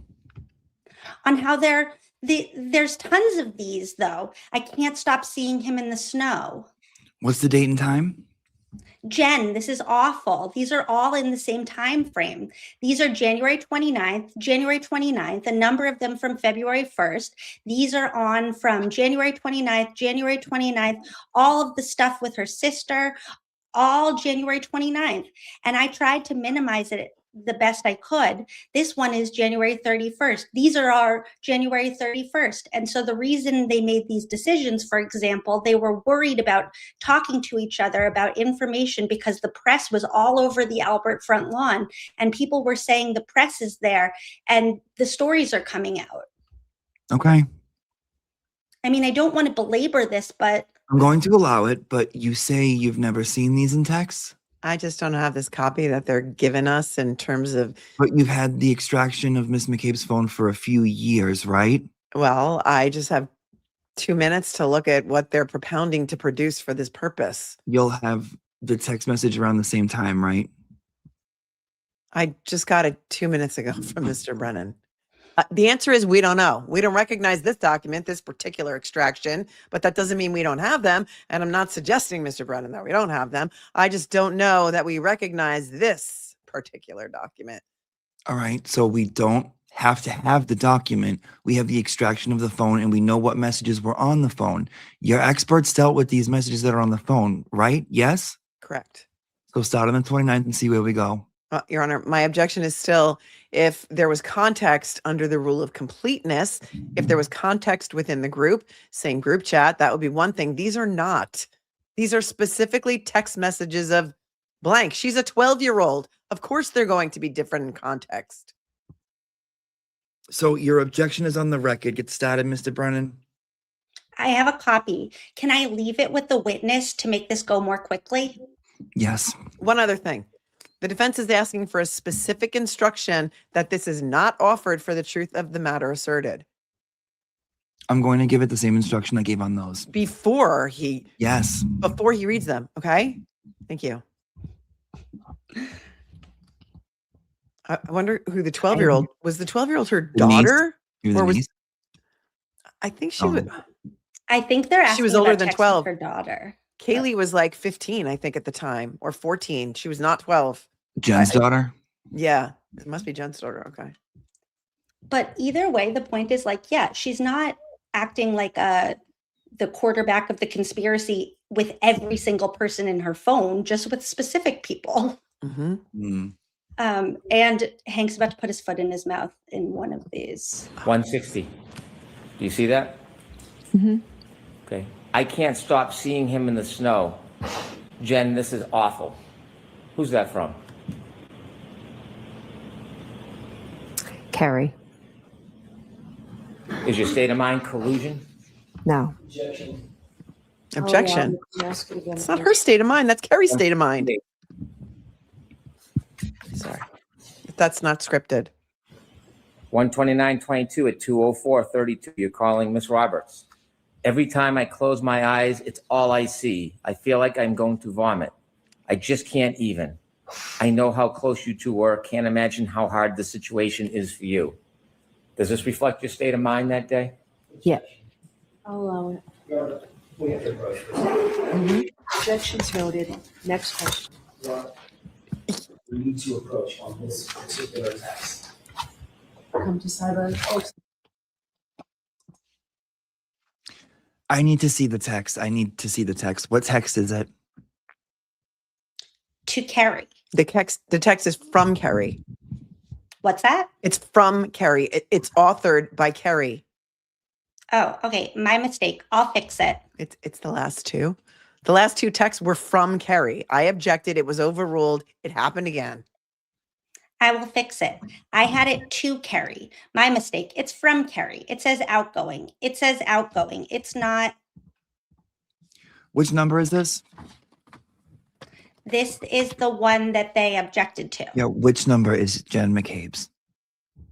Do you know which number Jen McCabe's is? It's right here. 0142. No, from. Oh, so it is from Jen McCabe. No, from Kerry. Show it to her and ask whose those numbers are. Okay, thank you. And that's the end of Jen McCabe. There is no Take a end. little. Yeah, I know, right? Should we take a little commercial break and then get into Yuri? Yeah, I need like a few, 2 or 3. Okay, we're gonna do 2. We're gonna do a Fervent's new Yannetti song, and then we'll do AJ's song, and then we'll be back after those 2 songs. How many minutes do we have? Do you have enough to make coffee? Oh, perfect. Yes. Wonderful. Go. Beautiful. See you guys back here after these 6 minutes? amazing. Bye. Yep.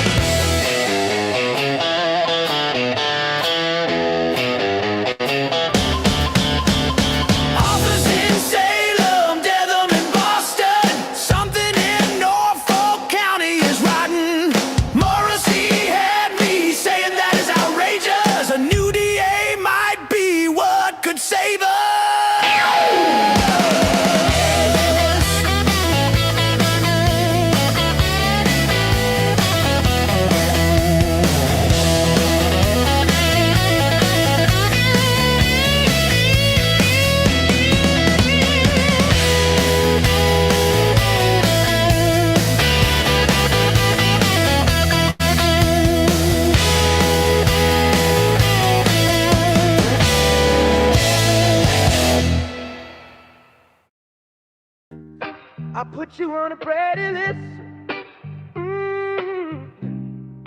I'm gonna make you pay for this. Yeah, AJ's dangerous. Ooh, oh baby, I was born for this. Yeah, I brought the West Coast to Dedham. Nobody is safe from my verbal venom. Put a witness on the stand and watch me shred them. Have them praying for peace, like the name John Lennon. A lawyer to match me? Well, I ain't met him. Don't believe me? Just ask Hank Brennan. Free can't read, and that was just the beginning. I'm never tired of winning. Got these middle-aged women waiting up to go swimming. Let's swim. I don't get nervous.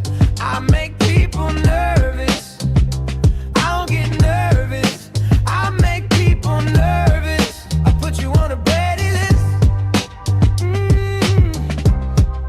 I'm gonna make you pay for this. Oh, and AJ's dangerous. Ooh, I put you on a ready list.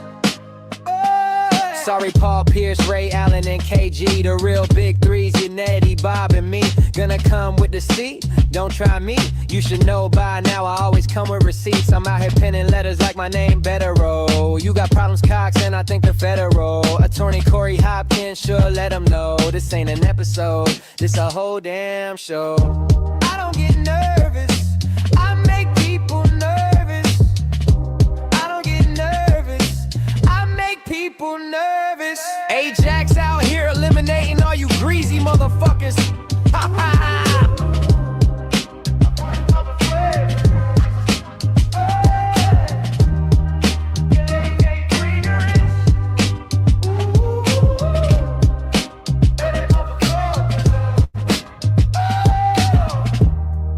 I'll put you on a Brady list. I'm gonna make you pay for this. Oh, yeah, AJ's dangerous. Ooh, I'll put you on a Brady list. Oh.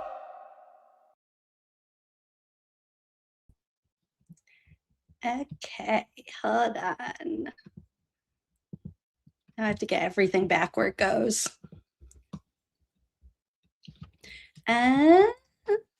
Also, if you haven't subscribed to Fervent, everybody take a second while I'm fumbling around to go do that, because could not be better. Fun stuff. Right? Okay, is this everything? No, we just need, do you guys want to switch? Sure. Wait till Jimmy gets back. Sure, with his if you would like coffee to switch. to make the decision. Yeah, who is AJ doing? Who does Yuri? AJ or? Yes, AJ. And then I think he wanted to be Alessi. That was his special. He wanted to do a special impression of Bob Alessi.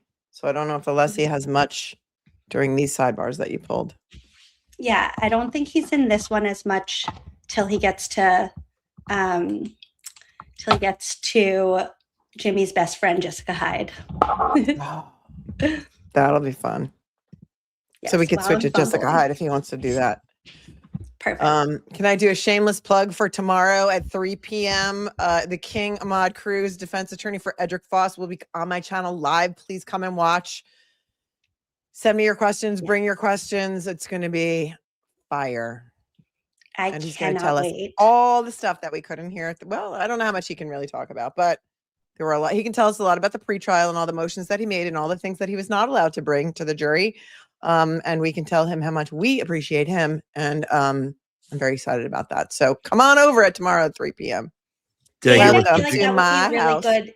Even if people hadn't been following the trial, I feel like that's going to be a great way to get into it. And what he really can talk about is everything that happened during the trial and everything that the evidence that we saw that does not support Faust's guilt at all whatsoever.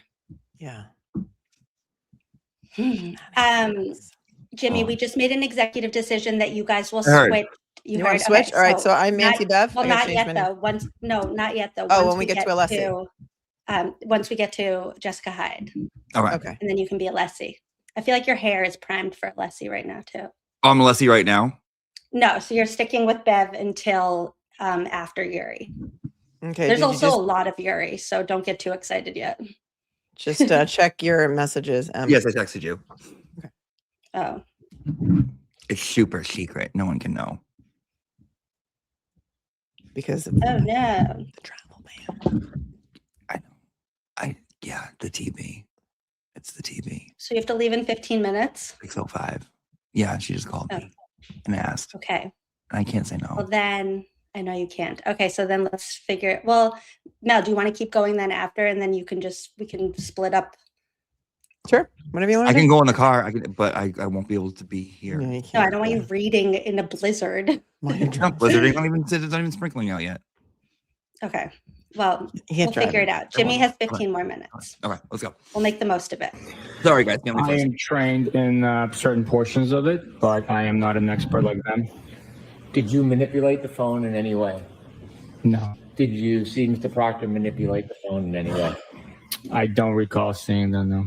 Before the vehicle was moved or during the loading of the tow, did either you or Mr. Proctor go back anywhere near that vehicle? We were near the vehicle once it was unloaded, but we never touched it.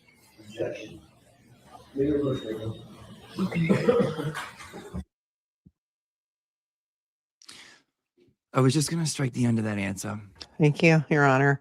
I would ask that it be stricken in front of the jury, but also I would ask that the witness be, I don't want to keep objecting, but he's constantly saying we didn't do this. We took that. I'll be more specific and say, what did you see? What did you do? I would appreciate that. I don't think we need an instruction to him at this point, but I just wanted to highlight. I didn't want to keep. Yep, I'll be on it. One last thing while we're here, I do plan on getting into his sustained findings, and part of this is the text. Yeah, I wanted to know specifically what wording, what was. I have a copy of it. I'd like to show it on the screen. Perhaps you might want to see it before I do that. What time is the break? And I can try to put other stuff in so I don't interrupt. How far can you go before we take a break? I could put it anywhere in the examination, so I can go for a while. All right. If you can go until 10:30 or 11:15. Sure. If you can pass a copy of it up, I'll take a break and look at it. Okay. But you intend to put it up? I do. Is there an objection to that? No, there's not an objection. I intend to go into it in cross-examination as well. All right. Thank you. So I'll just strike that last portion. All right. And I'll focus on directing him more clearly. Thank you. Thank you. Trooper, is that the sneaker that was at the hospital when you visited Mr. O'Keefe? No, so this is the sneaker from 3430. Can I have that marked?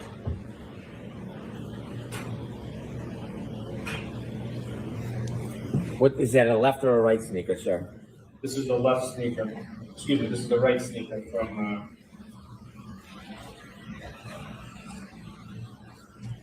Look at Mary Catherine. From 3430 Road. Yes, If you could put the speaker back in the bag and let Mr. Brennan bring the bag, please. Has a white soul. Nice, clean soul. Nice white soul. What does the bag say? And by the bag, I mean Mary Catherine Gallagher. It says left sneaker 34 Fairview. Okay, so Mr. McDermott has gone to get the sneaker that was introduced. This is not a left sneaker. This is a right sneaker. So Mr. Jackson is the one who has to speak. Right. Can I see my objection was just more confusion than anything, frankly. I thought that was going to be the one that he found at the hospital, had retrieved it, established the chain of custody. So let's see what this bag says. Jimmy has the one from yesterday. Jimmy, what were you doing with it? Jimmy. Don't worry about it. It says the word right on it, but it does say left sneaker. Just for the record, this does have an asterisk, and its handwritten sneaker indicates Brockton and Trooper Proctor. This is Jimmy, can I see that, please? I'll let you take it, Mr. Brendan, and then Mr. Jackson. For the record, that's Exhibit 17. So the note says. Left sneaker removed. Okay. It's shaking the microphone. The asterisk says. This says, see note below, and the asterisk says, left sneaker removed and packaged separately. See item number 34 for left sneaker. All right, so if we look at both of them, it does appear that this bag contains the right sneaker, and the asterisk talks about the left sneaker for 34 Fairview. Removed and bagged them separately. So this appears to be the right sneaker, but it appears to be a left sneaker.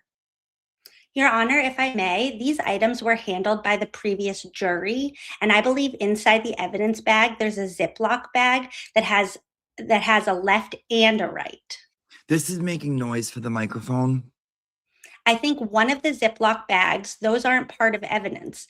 I think that it's something that the jury previously handled. So I'm assuming the jury may have mismarked them, but it is something that was opened and explored by the previous jury. I would propose the following. The jury doesn't have to sit here and watch us go over this. Right. Let's take a break. Mr. Brennan and I can fix this at the break, if that's okay. Okay. We can probably stipulate. Can you go through the rest of the clothing with them and then finish? Yes. And then do this? Yes. That's fine with me. Your Honor, just so you are aware, the rest of the clothing does require the trooper to get off the stand to retrieve it just from that back room. It was already retrieved. Okay, so we will take a break. All right, we'll take a 20. What do you want me to look at particularly? I'll read the whole. I'm going to introduce the fact that they were a sustained finding for two different issues, and then I would like to show and confront him with the text messages that he's on the text message chain, which should be at the end of that document. We need to print them and provide them to the court. Oh, we don't. I have a copy over there. I'll give a copy. All right, so we'll take a half an hour break. This will give you all a chance to do this and also take a break. So that's what happened with the sneaker, because they never mentioned it again. There was like, all we saw was this whole mix up, and we're like, that's a right sneaker. And it says left. And then it turns out that maybe that really did happen, that the jury put them in the wrong bags when they were, because they get to bring all the evidence back with them, unlike Georgia and other places. And nobody ever checked to make sure the evidence was in the right bags, because that's how they do it in Massachusetts.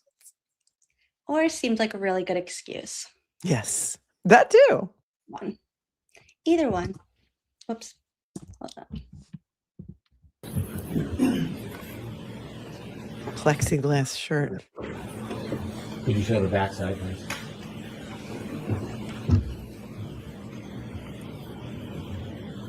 May I approach? Yes, thank you. Next exhibit, please, Madam.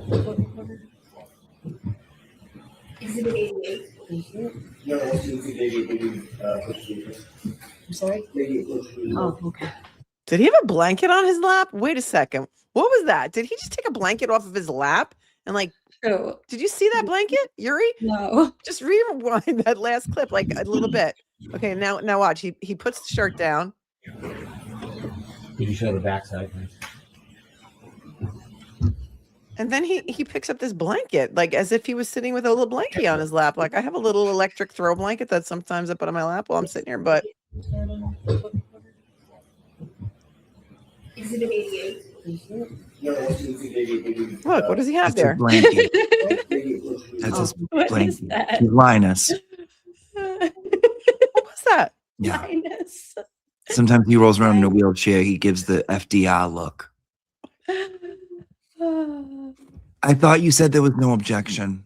There's not. I just want to make sure I put a caveat on this. I have no objection to this. It seems fine to me as it is. When it goes back to the jury, it is this one that specifically needs to be removed from the plasticine.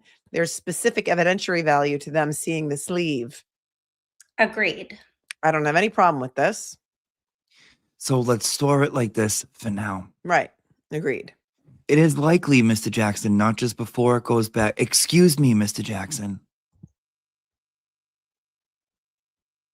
Not just before it goes back to the jury, but do you anticipate using it with another witness so we know how to store it? I may use it with another witness, but I was thinking when Mr. Brennan was showed it to me the shirt the first time. It's easy enough. If I need to take a razor blade, just cut. We need to know about storing it.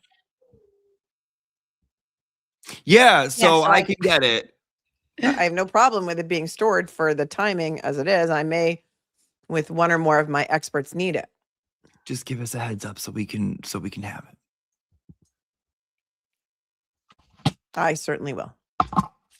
Your Honor, while we're here, based on the last two prior exhibits, the shoe that was entered into evidence, it's the understanding of both parties that the items were mishandled or handled by the jury of the previous trial, at trial. So my suggestion would be on the bag to mark it for ID. And if Your Honor, if we can put the shoe that was just entered into evidence into another evidence bag so it's clearly labeled and it does not mislead this jury. Okay, makes sense. It creates a clearer record as well. Is there any objection to that? I have no objection to a new bag as long as the old bag is also entered into evidence. It's got Trooper Proctor's name on it, and I need that for... Can we sanitize the other part of it where it has the asterisk and all that, or any? If we can agree, yes. Why don't... We'll come to an agreement. Yeah, why don't we all come? Why don't we all come? I'll come to an agreement. There will be any problem. Just so the record is clear, we're likely to change that bag and have it remarked, right? Right. Okay, this is probably going to be your last one, right, Jimmy? And then you got to leave us. Yes. Your first documented action in this case was to call the medical examiner's office. First documented action, not the first thing you did, but the first thing that you documented that you did was to call the medical examiner's office at about 10:41 a.m., correct? In what respect are you saying first documented action? There's a report where we can look at the earliest thing that you did, and it's actually written down and documented. You know what I mean by documented? Written on a piece of paper. In that respect of documentation, I would have to look into it. I believe there was something probably before that, since there was a documentation of us getting notified of the incident. At 10:41, let me just ask it a little bit more straightforward if I can, just get to the point. At 10:41 a.m., you called the medical examiner's office to inform them that Mr. O'Keefe, quote, was struck in the face with a cocktail glass, or at least appeared to be, correct? That is in part what I advised the medical examiner's office, where they are responsible for the medical portion of... Objection, Your Honor. May we approach briefly? I don't want to embarrass the witness, and I certainly don't want to do anything to make the jurors uncomfortable, but I'm just going to have to start objecting. This witness is literally giving a narrative after every single question. I know the court notices it. I notice it. Everybody else notices it. It's becoming almost comical. I've asked him probably 6 times elegantly. So the answer to my question is yes, or the answer to my question is no. If you can, I even said, if you can answer the question, yes or no, help me out.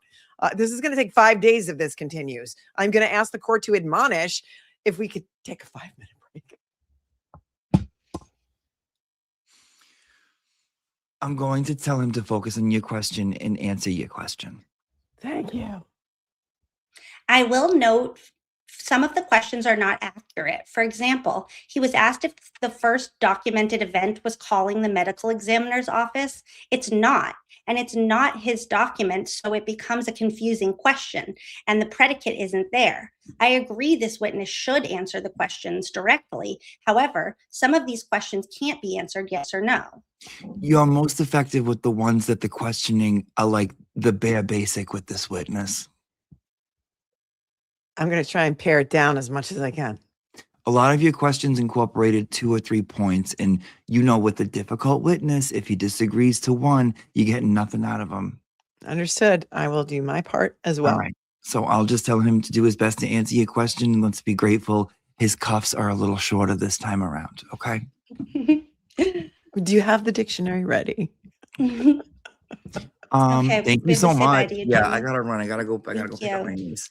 Emergency, texted her uncle. So if you guys are still doing this in 40 minutes. I might pop back in. Ooh, I always do that in this Please new be chair. careful.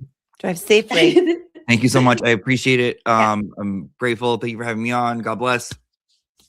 We love you. Bye. Love you guys too. You. Thank God you bless. so God bless. much. No, thank Bye.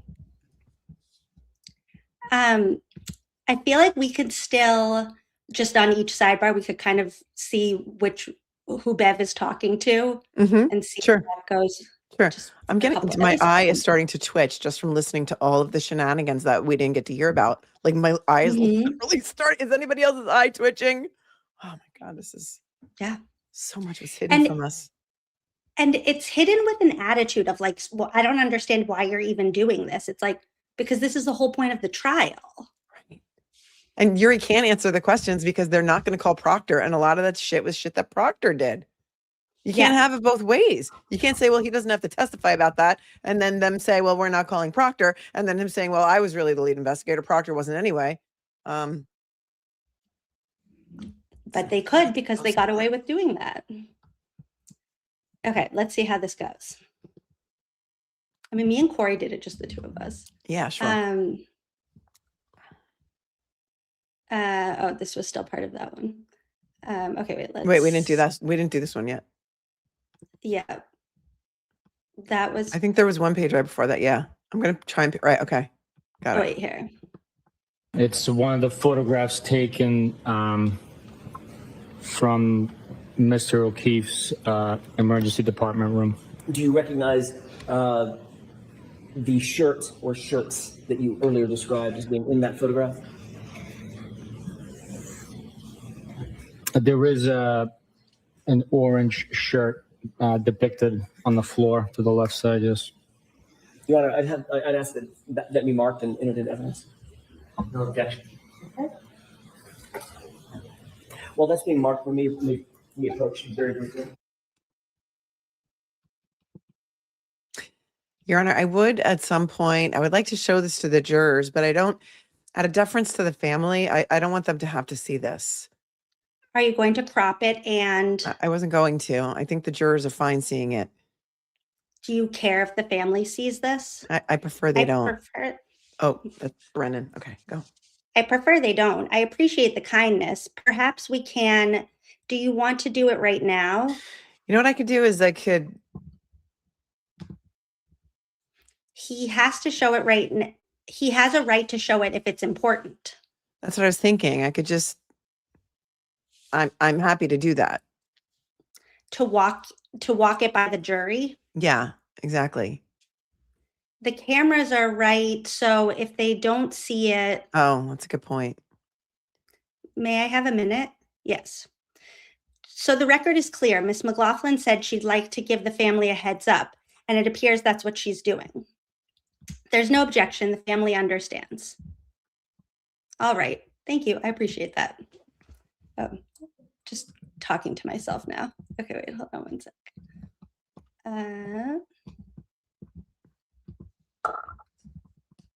What was he about to show? They're showing a picture from the hospital, I think. Oh. And just wanted to make sure that the family was okay with it, which is nice. I wouldn't. Okay. Well, do you remember a text message exchange about a kiss that was shared? Objection. Sustained. Do you remember any text message between the two of them that suggested a romantic interest, either one of them may have had based on the text messages? Objection. Sustained. May we approach now? This is when he starts lying about the text with Higgins. The nature of the objection, I got to see first. It's hearsay. It's irrelevant. If they want to bring in Brian Higgins' statements, they should bring in Brian. I mean, they're Brian Higgins' statements. They should bring in Brian Higgins. He's asking for characterization, state of mind of witnesses that this witness is not qualified to give. And so he's suggesting interpretations of text messages, and then he's citing parts of the text message. They're inadmissible hearsay, and they shouldn't be characterized by somebody who's not a party to them. The parties involved, if they want to characterize them, should testify about them. They're not hearsay because they're not offered for the truth of the matter asserted. I couldn't care less about the truth of whether or not there was flirtation or romantic interest. I'm interested in the state of mind of the listener. He's the investigator who was behind this, or at least now he's purporting to be the investigator who's behind this, along with his partner, Michael Proctor. They had information that there was a romantic interest by Brian Higgins toward Karen Reed, that on the night in question, just minutes, not hours, minutes before John O'Keefe was seen alive last, Brian Higgins texted what could be easily described as a frustrated text or a passive aggressive text of well, meaning a natural inference would be, what about me? Am I chopped liver? You walk in with your boyfriend. This goes directly to Bowden. It was a failure to investigate a motive on his part. I understand that. Okay. No. My concern is he says, I haven't looked at these in a very long time. So you're putting in the context of text messages that he was going to say, I don't know. I can't say that. So that's not competent evidence to be before the jury. That's fair. I don't want to give them an instruction that no answer means there's no evidence. I don't want to highlight that during cross-examination if I don't have to, but it's getting pretty close, Mr. Jackson.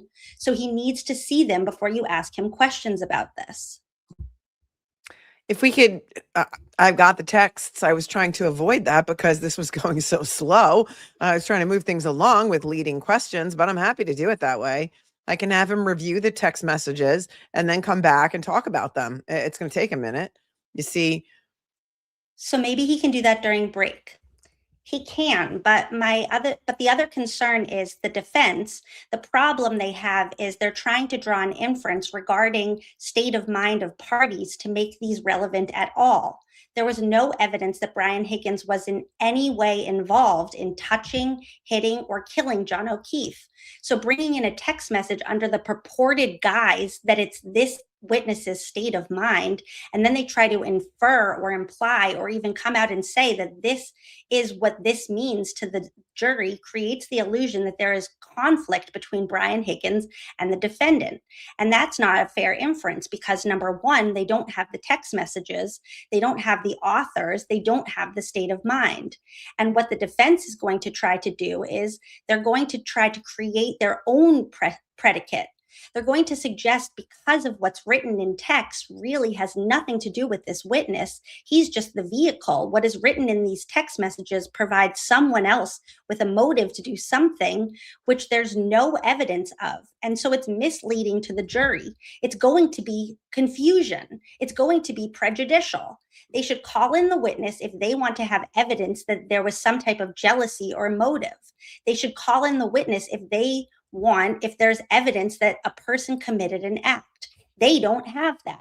They don't have that evidence. This is a tricky way of doing it, which is going to use this witness, which has something to do with it, to create a storyline for this jury through the questioning. It's improper. It's unfair. And so if they want Brian Higgins, they should call Brian Higgins. Are you planning on calling Brian Higgins? No, we don't need to. All right, so. I mean, that is the question that's still. All right, so I would like. An open question, but at this point, I don't need to. I would like a copy of the text messages you're talking about. Sure. Of course, I remember them from last year, and I probably have testimony on the computer from a transcript, but I'd like them myself to review before this witness is questioned on it. This is directly. The Bowden argument is a fair one. If it can be raised through this witness, it's something I will allow the defense to pursue. But if it's not adopted by this witness, it may well be what you need to bring Higgins in and then point out. Sure. They didn't investigate it. So I need to see this. It's awfully hard to make an evidentiary ruling specifically without seeing those. Sure. So when we take the recess, I want a copy of what exactly? And Mr. Brennan needs to know which ones you're trying to put in. Of course. What time does the court want to take the break? Can you move on and go to 11:15, 11 o'clock? And I guess they take a break. Okay. With the court's permission, I'd like to ask the witness to read the text messages that he was provided by Brian Higgins. So we're going to mark this for identification only. That face. At first he's like, what? But then it becomes this shining moment. Like he should be an actor. He really got into it. Look at that smile. I'm going to see counsel.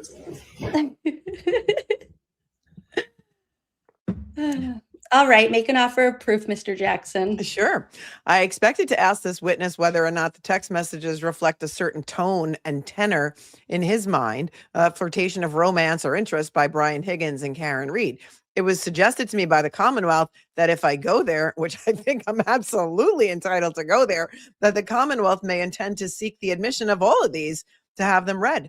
I want, as a prophylactic matter, I want to have them read by my side, by my cross-examination. I don't want it to appear to the jurors that I'm hiding anything. I'm not looking to pick and choose or cherry pick. So these were read in at the last trial. The whole thing was read in at the last trial by, I think it was Trooper Garino. Brian Higgins testified to those at the last trial. Okay, yeah, it was Brian Higgins. All right. So the concern, even if the two of you are in agreement with this, the concern I have is that there is nobody here to say they're authentic, right? And that these are, in fact, what we need Brian Higgins or your client to say these are, in fact, from my phone number. I sent these. It's a gatekeeper function, and I have to instruct the jury on that. Your Honor, Hold on. So at this point, I'm not letting in these 112. We need a little bit more, Mr. Jackson, on that. All right. I'm happy to allow you to pursue, as you stated earlier, your Bowden defense on he was in receipt of information and then he didn't act on it. Right. Right.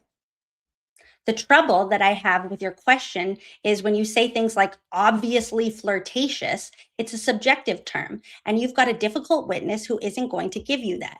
So if you don't get that, it's not fair for the jury to hear it. Understood.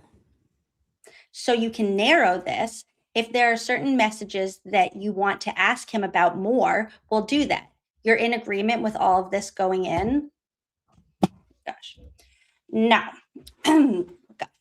well, if any is coming in, I want everything in. I'm not objecting to it because it's not been authenticated. They should either call Mr. Higgins or their client can produce a stipulation that these are authentic, but the court has to have some preliminary threshold finding that these are authenticated, and we don't have any. I don't think any of them should come in, but if the court is going to limit it through Bowden, then all of these should come in because they all reflect the decision-making process he made in this case.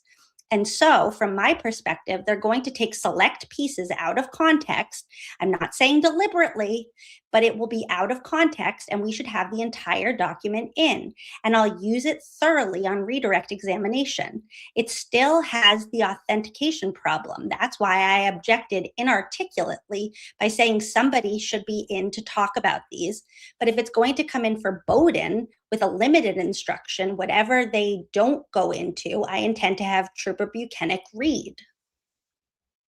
Okay. So I think I can narrow this. Number one, just to address one issue that the court raised and Mr. Brennan has just raised, the authentication of these is of note in the moment because we're not suggesting that they're true. We're just suggesting that they had an impact or should have had an impact on this officer's investigation. So that's number one. That's why I'm letting you get into certain ones. Number two, I don't even need to get into certain ones, and I won't. The only reason I was going to read all of these is because I don't want the jurors left with the impression that I'm hiding anything. So what I don't want is for me to say, did you receive generally flirtatious texts or texts that were romantic or even sexual in nature between Brian Higgins and Karen Reed? And then the Commonwealth get back up and say, well, let's read some of those that Mr. Jackson didn't read to you. I will not put any of them in based on the court's ruling or the court's suggestion. I simply will ask him about his report, and his report does suggest that they're generally, they're not professional. They're not talking about finance. These are romantic. So I've read the report, and you can certainly question this witness on the report. That's fine. You can put in certain, you can try to put in, again, it's what he answers, right? Some of these are opening the door with Bowden. You know, it's case law that the Commonwealth, it's a double-edged sword. And under case law, right, under Santiago, that once you put in Bowden, the Commonwealth gets to have him explain why they didn't pursue this. All of that is fair game. I don't want this witness to read through, I don't know, how many are here? The only one that I want to get in is that one right there. Well, which I mentioned in my opening statement, and that's the only text I will ask him about, unless I don't want to get, I'm not suggesting I'm going to use a word here. I don't want to get ambushed or sandbagged or whatever the word is. Whatever the word, whatever the word is, that's what I will do. I don't. If they're going to take one, if they're going to take one last one to try to have him characterize, which I think is improper because it's not his opinion, then they should see the entire context, because it will explain why he did not pursue Brian Higgins as a suspect. Because when he read all of these, plus the other evidence that he evaluated in the case, he came to the conclusion that he should not have gone any further investigating Brian Higgins. So to characterize it, even characterizing it, opens the door to these texts coming in, because he has a right to fully explain what he did and what he didn't do. Bowden is a different proposition, but if they venture down with Bowden, they shouldn't be able to selectively pick one or two. This witness should fully explain what he did and why he didn't do it. And if to that point, and I take Mr. Brennan at his word, if I get into anything suggestive of what these texts consist of, and he's going to read all of them, then I intend to read all of them first. Did we really have Trooper Guarino do all of this in the last trial? Brian Higgins did them all. No, Brian Higgins testified and authenticated these communications. If the defense intends to attribute, and the response was made by their client who had requested a colloquy with the defendant or a stipulation that the defense agrees that those text messages were received by the defendant and that those were her authentic communications. That would be attendant to trying to present these for the truth of the matter asserted. It doesn't matter if they're authentic or not. What matters is that he received them and he thought they were authentic.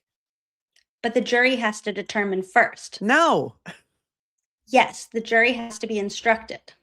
I realize that. They don't have to be instructed on this issue that these are authentic. That is absolutely not part of a Bowden defense. That includes him being under his impression that these were authentic at the time and a failure to follow up on a natural suspect or another lead. That's what this is. It doesn't matter if these were just completely made up and created out of whole cloth by Brian Higgins and Karen Reed never received them. It doesn't matter. That's not what I'm suggesting. But it wouldn't matter because the authentication of these is of no legal moment. All that matters is that this detective received it and did nothing in furtherance of that.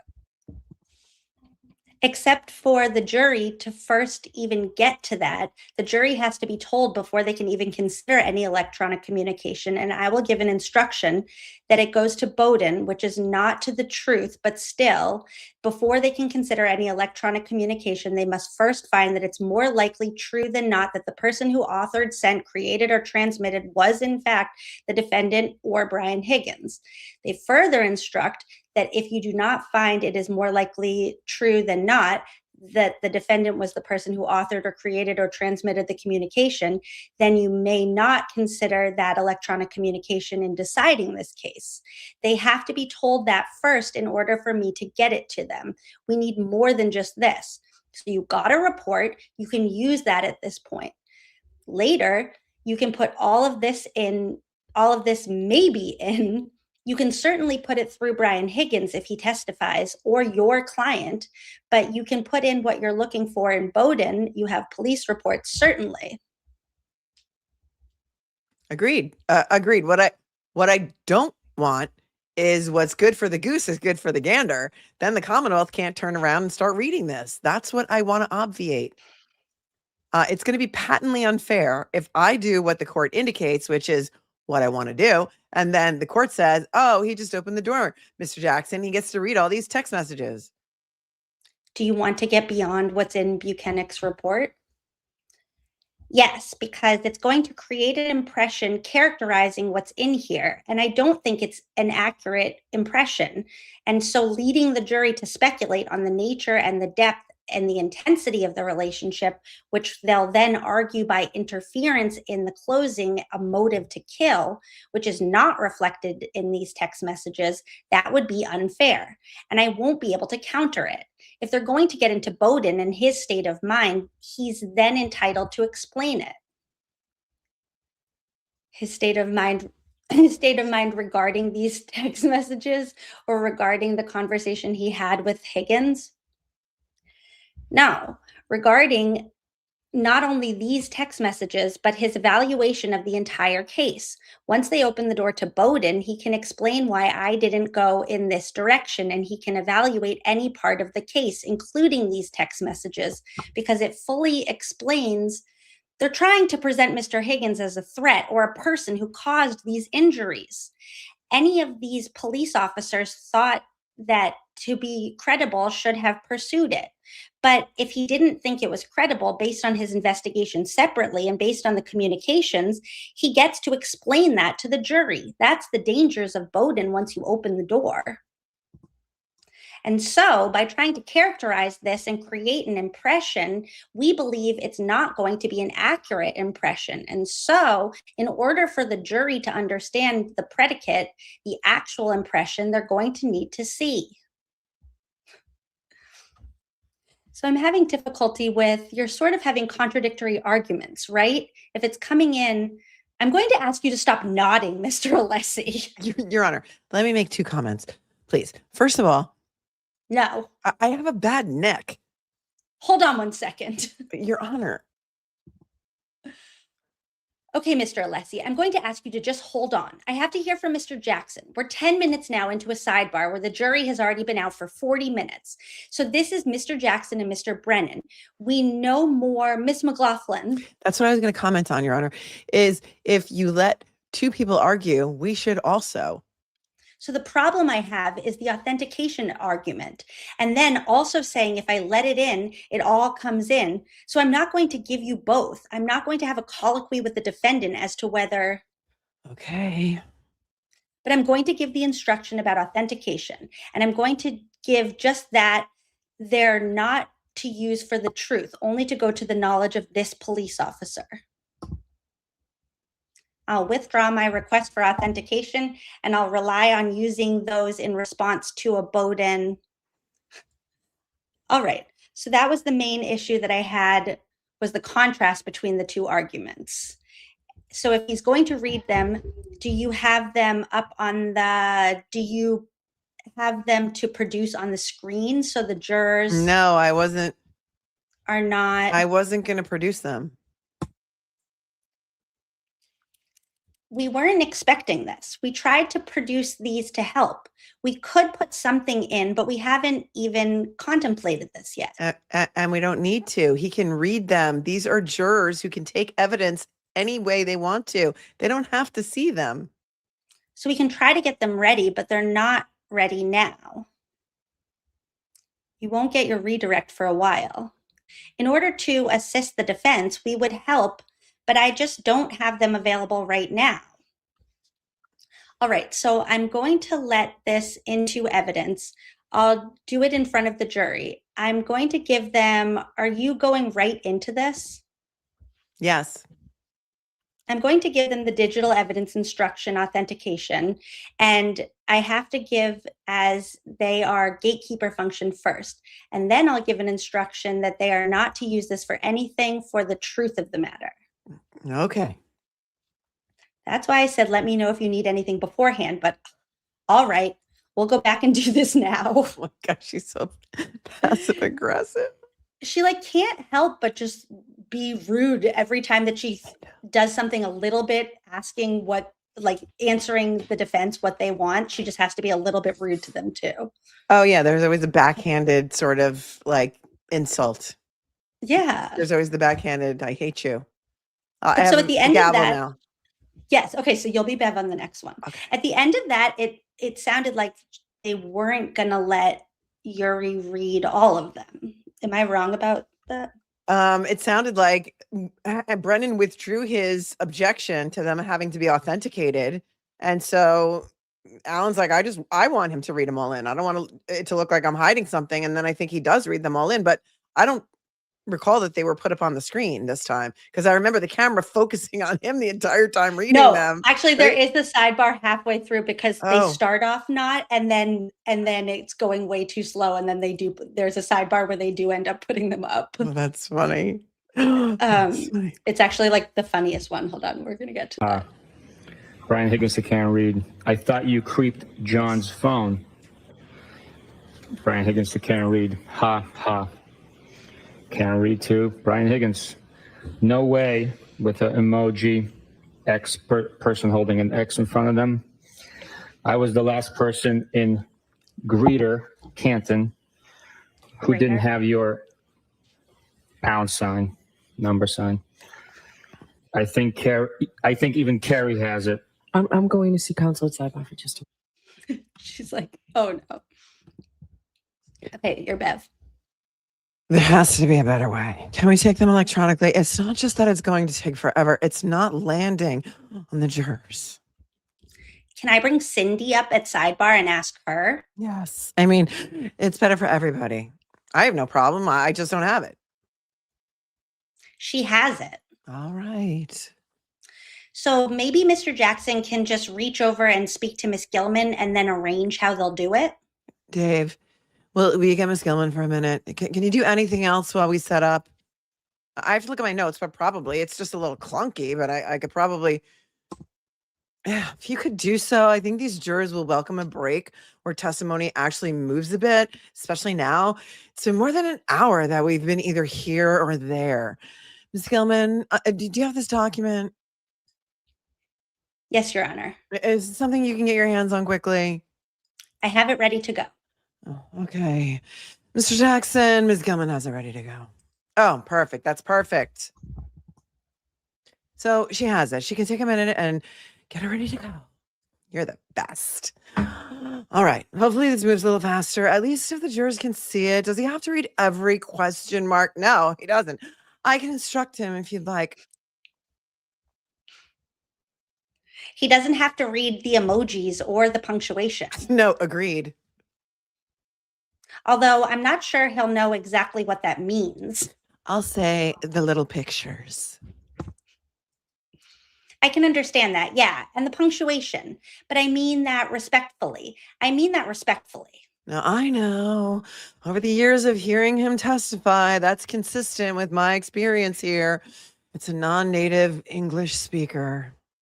It's a younger generation. Thank you. Thank you. And then this is after the sidebar because I just had to put in my favorite moment. First, we're trying to make this easier for everybody to either read or listen to or look at. So we're just going to take a minute. We think that we have this document here. And also to make it a little bit easier for everybody, Sergeant Buchanan, you do not have to describe the emojis. You don't have to say anything about what the pictures are, and you don't have to say the punctuation now that we'll be able to have it. But you are being asked to read which text is from whom. Maybe if we agree upon the color, you won't have to say that. Can there be an agreement with that, counsel? We can do that. I'll stipulate that the blue bubbles appear to be Mr. Higgins. And the gray. Appear to be Mr. Texas. Okay. All right. I appreciate that. So you can just read the screen or read what you have in front of you. Do you want me to start at the beginning or? No. Let's just start where you ended, if you could, please. So good. Okay, so then this is the next one. On January 28th, 2022, Brian Higgins is at the waterfall, Bar and Grill, after 11:30 p.m., correct? He was. Karen Reed then walks into that same waterfall bar and grill, accompanied by her boyfriend, John O'Keefe, correct? They did. Brian Higgins then texted Karen Reed, who's standing in the room, Well, correct? Correct. Can we ignore that text? Correct? Objection. Sustained. Can we did not respond to that text? There's no text. Brian What do you Higgins, mean there's no text? then a little less than an hour later, texts John directly, you come in here with 3 question marks, right? Correct. It's been stipulated. That is an accurate timeline of the events that we just talked about, correct? Yes, sir.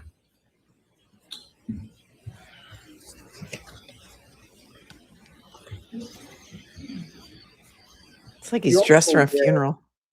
Of a call, your investigation Kind of like revealed his a own call funeral. between Brian Higgins and Brian Albert at 2:22 a.m. on the 29th, correct? Objection. Sustained. Did your investigation reveal a call between between Brian Higgins and Brian Albert at 2:22 a.m.? Objection. Sustained. May we approach, Your Honor? Okay.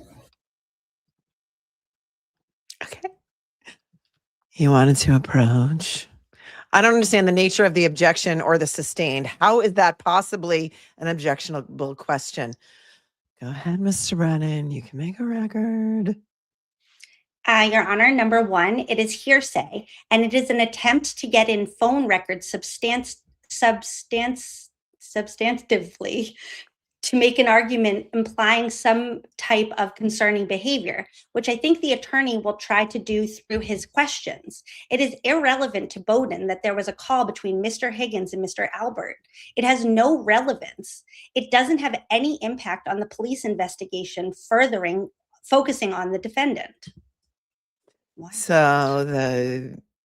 It is intended to try to begin the foundation improperly through hearsay of a third-party culprit defense. There is no predicate or basis to establish relevance in this phone call, and the attempt is going to be to suggest that there was some type of conspiracy between Brian Higgins and Brian Albert. If they want these witnesses' testimony, they should call the witnesses. But Bowden is not a vehicle to introduce hearsay, totem pole hearsay, and the defense theories of the case through questioning that will sound like argument. This is beyond the concept of Bowden. So what I wanted from you when you came up was an offer of proof. So go ahead and make it. The offer of proof is that this detective either knew or should have known about a call that occurred between Brian Higgins and Brian Albert at 2:22 a.m., which is incredibly suspicious. So there were a lot of phone calls. Was this one long in duration, or what do you have on this call? 22 seconds in duration at 2:22 a.m. This was the court will remember both Brian Higgins and Brian Albert testified to the series of calls at the last trial. Brian Albert called Brian Higgins. It went to voicemail. It was not picked up. Brian Higgins then returned the phone call 17 seconds later to Brian Albert. That call was picked up. They spoke for 22 seconds. They both then ended the call. Both men then later claimed that both of the calls going either way were butt dials. Brian Albert claimed that he was having sex with his wife and accidentally butt dialed Brian. Higgins said he has no idea how that butt dial occurred because he keeps his phone on his pedestal. All right, so what you can get in is that this investigator looked at call logs of whatever he did, just none of it was picked up, it was answered, it was butt dialed. None of that comes in because you need the other witness for that. But for this officer, knowing that these calls were made, and I want you to have the exact times, have the document with you. Okay. And the times the calls were made from which phone to which phone. So they may have to say the number because it's no one saying it's Brian Albert's call. So you have a lot before you get there. That's what I thought you would do at Sidebar. So call from one phone to the other at the time and the duration. Call from one phone to the other at the time and the duration. Then I'll follow up. Once I do that, I have no problem. Follow up with what? But that ain't the end of the. Go ahead. It's not maybe with this witness. So tell me what's next. What you think is next. Whether he was aware or became aware or did any investigation surrounding their explanation for the call, which it was, that was mutual butt dials. So you don't. Following that, they both destroyed their phones within the same month of each other. Following that, they both destroyed their phones within the same month of each other. Okay, so I'm sticking with my ruling. You can only do what I said. You need more witnesses for the rest of it. It's my ruling, Mr. Jackson. You can do those two things. May I ask one more thing? If this is being introduced for the limited purpose of Bowden, in addition to those limitations, the time when he learned this is important. It has to be before. It can't be.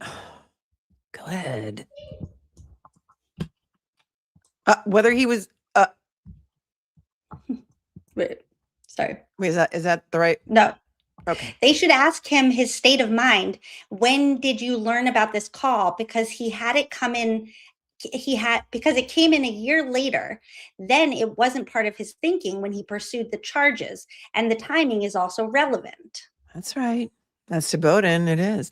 Your Honor, there's no time frame for Bowden. There is no time frame for which the light switch is turned off.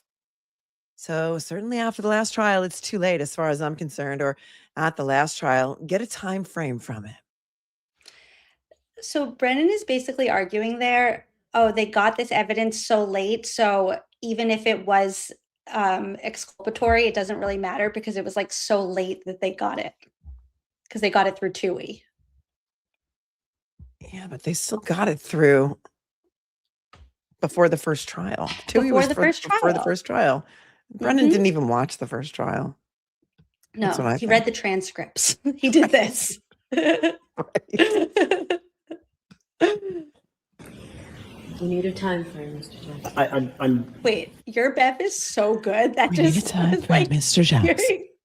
That's literally you. I realize that, Judge. That's why I'm asking it this way. As you sit here, are you aware of a phone call between Brian Albert and Brian Higgins at 2:22 a.m. on January 29th, 2022? Look, you just shared that with me. I have no memory or record of seeing that it actually took place. I do not know. Okay, so you've never heard that before. That was what I was getting to. You've never heard that before. No. Okay. You indicated that you did not. Why do we know the trial better? To secure Brian Albert's phone to do a phone extraction at any time, correct? We did not try to get Brian Albert's phone for any reason whatsoever. Did you become aware during the course of your investigation that Brian Albert destroyed his phone? I'd like to be seen. Objection. Jurors, disregard that question. Go over to sidebar, please. So Yuri's saying that he just found out right that second about the 222 call. Like, why do we know the trial better than he does? You mean to tell me that he did not go watch YouTube Lawn Crimes that entire trial after the first trial? Come on. We may have been bored at night, but not last night. Mm-hmm. Your Honor, this is deliberate. It's purposeful. He knows the rulings and the parameters. You just told him this is a deliberate attempt to unfairly prejudice the jury. It's been going on the entire trial, shouting out a question that you know is objectionable, especially after the court had just limited the scope. It's a tactical decision by an attorney. It's an attempt to get information in front of the jury that can't be cured in any instruction. At some point, it has to stop.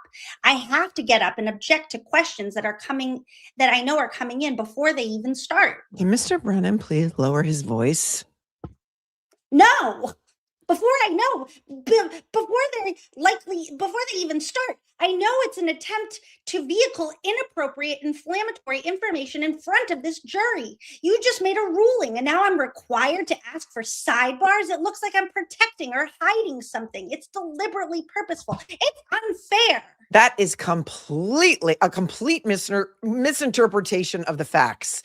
The court told me that I could only get into the 2:22 a.m. call with the facts and data of the call, exactly what time it was received, exactly what time it was made, how long it lasted in duration. I asked the questions, and this witness said specifically, I'm unaware of the call. I abandoned that line of questioning altogether. This information is absolutely relevant. In September of 2022, Brian Higgins destroyed his phone. Michael Proctor was the person who supplied both of them with the court's order to preserve their phones. And it was subsequent to that they both destroyed their phones. This is absolutely relevant information. It's absolutely goes to Bowden. And I take offense at Mr. Brennan acting like I was purposely trying to do something out of bounds. This is exactly what our defense is built on. That's not my problem. So please. I disagree, Mr. Jackson. I think my ruling with a sidebar was very clear. Take a number, one number to another number, and when the calls were made. And he said he's unaware of it, so I don't need to do that. I abandoned the line of questioning. Oh, this is completely prohibitive, what you just did through this witness, and do not do it again. Your Honor, this goes to the mindset of the officer. This detective did not follow up on the fact that two individuals who should have been suspects in this case, both of them should have been suspects in this case, two individuals within a week of each other destroyed their phones, one of whom took his SIM card out of his phone and destroyed it on a military base. So when you get that in through one of those witnesses, you can do it. I do not have, I'm prohibiting it now, Mr. Jackson. Your rights are saved. Your Honor, I need to finish this record. God. I do not need to call Brian Albert and Brian Higgins to find out if this officer was aware of it. If he says he wasn't aware of it, I'll then make my decision on whether or not to call Brian Albert and Brian Higgins. If he says, yes, I was aware of it and I did nothing to investigate it further, that's the heart of Bowden. It doesn't get any more defense-oriented than that. I am trying to defend a murder charge. Do you have knowledge that he does not have it? I don't know. Okay, so I know that Proctor knew. Okay, so we can get it in through Proctor. I'm not going to be forced to call Proctor. He's acting like a shill for Proctor. Anything that I could ask Proctor, I should be able to ask this witness. He's Proctor's supervisor. He's his surrogate. This is foundational. It's fundamental, Judge. And the foundation has not been met through this witness. You cannot do this now through this witness. That is my ruling. Your rights are saved. Can I ask him if he knows where those phones are? No, not at this time, Mr. Jackson. Not based on any foundation that's been laid. Here. Sorry, I'm trying to block this psychotic troll. So hold on one second, please. No, I got it. No, thank you. How do I do it from stream? Oh, put user in timeout. Never mind. Wait. Yeah, I think you got to do it from your phone. That's what I was just trying to figure. I never had to do this. Usually I have my phone right next to me. Yeah, I didn't even. Perfect. I just saw that the person kept putting the same. I didn't even read the message. I just saw that they kept putting the same in there 4 million times. I think they're getting very, very nervous. The trolls, all the trolls who think John O'Keefe was hit by a car, they are getting very nervous. You can kind of even see in these sidebars, it's like the things that they make a big deal about are the things that actually ended up being the big problem. So they're kind of obvious with the things that that they make a big deal about. And it's so funny how they just bring it into any other case that I cover, just because, you know, they like to fight and they know we go to jail really soon. And they know that you have a big reach and it must be really scary. It's so scary for them. Wah, wah. So sad. Too bad, so sad. Aww. Area. Was I aware that they owned a dog on January 28th or 29th? No. Are you aware now that on January 28th or 29th, they owned a dog? There was a dog in the house. Now I am aware, yes. Okay. During the course of your investigation, you learned that, correct? Yes. During the course of your investigation, did you also become aware that the Alberts got rid of their family dog? Objection. I'm going to see you at sidebar on this, please. The Alberts did, in fact, get rid of their family dog several months after this incident. I want to say it was May of 2022. I could be off on the date. That's obviously some consciousness of guilt, given the very obvious injuries to John O'Keefe's right arm. It's been our theory from the very beginning. I know the court wants to smirk. No, it's the very obvious part. Of course, it's very obvious, Judge. Okay. I'm an advocate. Okay. If you want me to stand up here and talk like a robot, I'm going to. I just want you to point to the evidence. Go ahead. Understood. Because of the injuries on the right arm, not only have we theorized, but there are 2 experts who will establish that actually there's 3 experts who will establish that those are animal wounds and very likely from a large dog. The Alberts got rid of their dog several months after the incident. I want to find out whether this officer knew that they got rid of their dog and whether or not it raised suspicion in his mind relative to consciousness of guilt on their part. Do you have a basis for believing that this witness knows that? That's the danger here. The danger. Let's see. This is from Yuri Buchanan. His report. During our meeting with the owner and observing the dog, who has now been renamed Chloe to Cora, we were also provided with paperwork. He's the one. I didn't realize it. He's the one that went up to Vermont or at least wrote a report about them going up to Vermont to do the dental impressions. So yeah, he knows. Does he know when? I don't know. Let's see. The new owners confirmed that Ms. Riley adopted the dog in 2022 during the month of April and possibly May. Miss Riley. All right. So you want to ask him whether he was aware that the Alberts got rid of their dog? Correct. And whether that affected his investigation, whether he had found it suspicious or whether he followed up on it. Okay. What do you say, Mr. Brennan? Now that we have, that's what I need, Mr. Jackson. Are those offers of proof with pointing to the evidence? Number 1, the characterization of getting rid of. There's no basis to support they got rid of it. The dog was rehomed. We can call it whatever we want, but the implication of witnesses here not to explain the process of the dog, this is not the proper witness to ask that of. Secondly, this is under, I suppose, the guise of Bowden, whether there's reasonable police investigation. Just to be clear, that's what you're doing, Mr. Jackson, right? Correct. But if this is under Bowden, then there has to be some relevance in time. The idea of a dog theory wasn't introduced. They can have as many excuses as they want, but it wasn't introduced for months and months and months later, maybe even over a year later. So when this officer was doing his investigation, there was no claim that the injuries were caused by a dog. He's in possession of no information of any Commonwealth witness or expert that this is a dog bite. That's their claim later on during the trial. And so they should not be able to introduce claims about the dog when there was no relevance to this witness. They have no evidence to claim that the dog in this house, Chloe, caused these injuries. In fact, they had one of their 3 experts already testify. The other 2 have written reports. Nobody, in fact, they tried to prevent me from saying it was excluded, the impressions. There is no evidence that this dog touched or connected with John O'Keefe.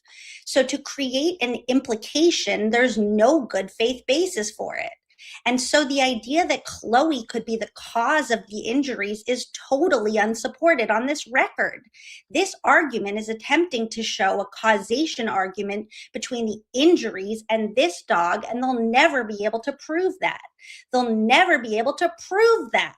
And so the relevance of this witness finding out a year later after charges were already brought that a dog was rehomed isn't relevant to Bowden. It's beyond the entire concept of Bowden. The fact that the Commonwealth engaged in additional investigation all the way up until this year in 2025 tells you that the investigation is ongoing. They are desperate to try and find witnesses who will say that it was not Chloe because they are obviously confronted with for exact same very uncomfortable evidence that we're confronted with for them. Can I see that report, please? I know. All right. So what you're permitted to do under Bowden with this witness at this time, so he's just testified that he learned that the Alberts had a dog named Chloe on January 29th of 2022. You can put in through at this time through this witness that he later learned, and this is the date, right? That's when he learned. That's when he went and saw the dog. When did he learn that the dog had been given up for adoption? So, Mr. Brennan, I just asked you a question. I'm sorry, Your Honor. When did Trooper Buchanan learn that the dog had been given up for adoption? What's the phrase? I'm not going to let you say, of course I can say got rid of. We're talking about how many answers, how many angels can dance on the head of a pin. I'm cross-examining someone, Judge. So you're neutering me. No, I'm giving you a ruling with this witness at this point. I think that he would know before he went up and saw the dog that the dog had been rehomed. When he learned that the dog had been rehomed, I don't know.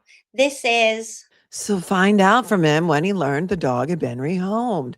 That's what I was trying to do. Okay, not get rid of, okay?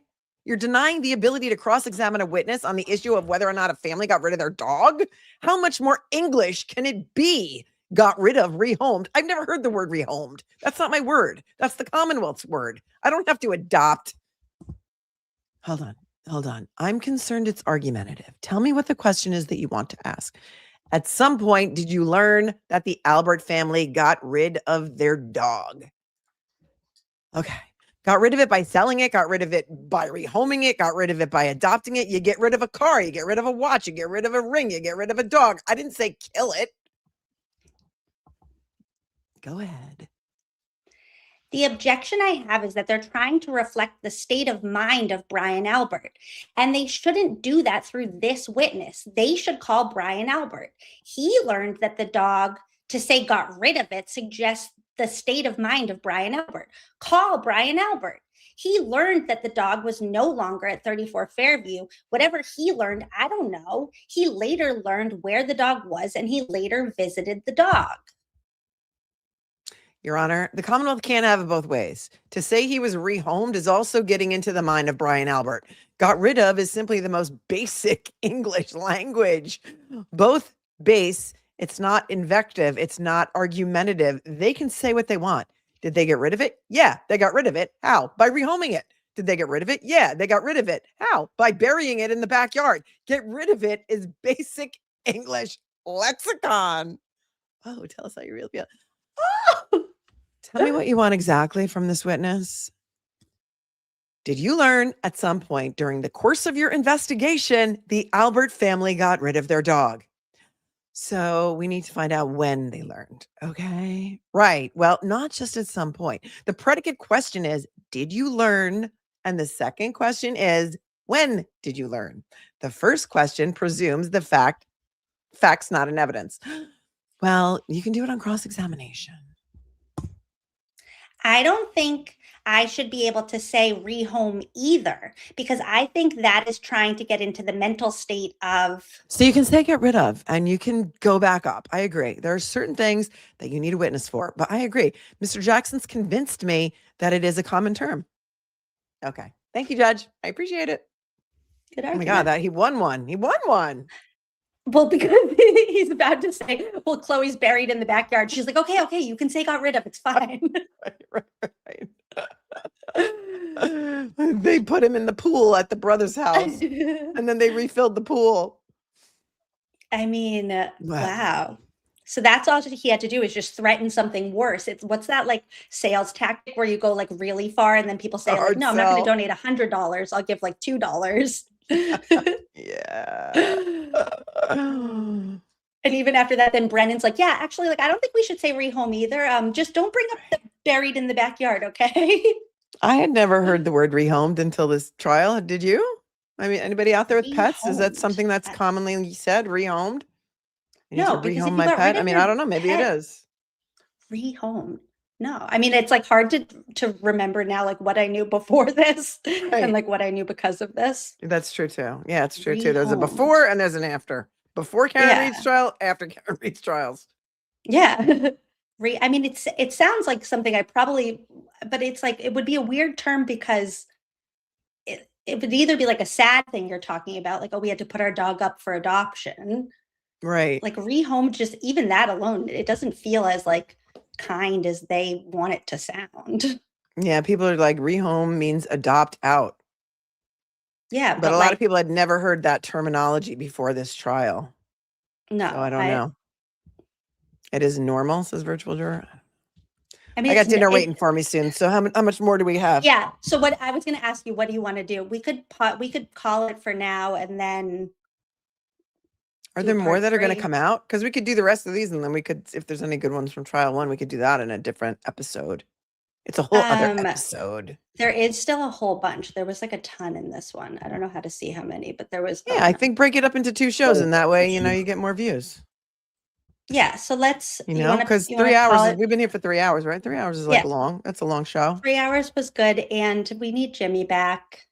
So yeah, we can call it. I will say goodbye. So you can still keep talking to your people. Everyone, make sure you smash the like button. Make sure you smash the like button. Helps the algorithm and all those things. I love you. You're seriously the best. This was so much fun. Oh, thanks for having me. That was a good time. Be safe in the storm. Did you notice my stress ball that I was squeezing when I was church bed? No. That over here. I got the stress ball. I got the gavel. I have my glasses somewhere, but I couldn't find them in the moment. Thank you for allowing me to play. All right, honey, I'll see you soon. Here. You're wonderful. Have a great night. Maybe I'll see you tomorrow at 3, everyone. Tune in tomorrow for Ahmad Cruise at 3 p.m. We will all be there. I can't wait. Love you. Love you, girl.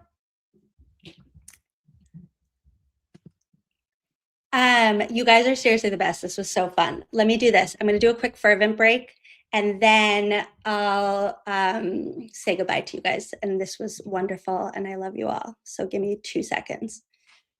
I feel like we need Hank's song now, but then we need Lally's too. So those are going to go together, and then we'll be back.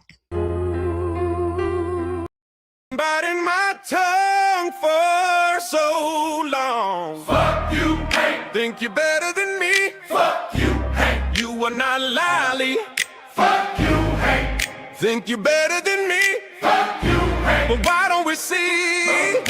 I'm a basic kind of guy, I really don't need a flaunt. Smoking 6 packs a day and I'm happy as a hog. All I do is mumble, do I really need any lungs? The trial 1 jury was just like me, they were hung. Trial 2 came around and you wanna bench me? Not one guilty vote, was embarrassing to see. Need to remind you that my jury was 9-3. Take your little OUI and get about the scene. Fuck you, Hank, Hank. Think you're better than me? Fuck you, Hank. You are not Lolly.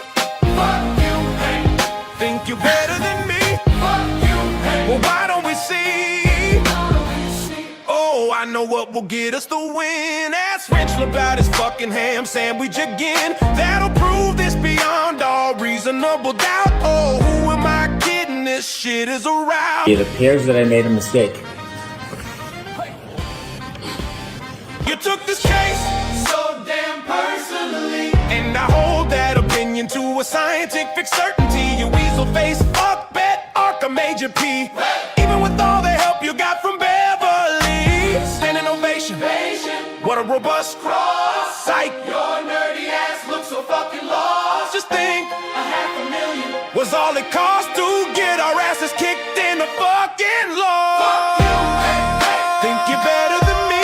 Fuck you, hey. You are not Lolly. Fuck you, Hank. Think you're better than me? Fuck you, hey. Well, why don't we see? Why don't we see? Hey. Waiting for your response, Becky.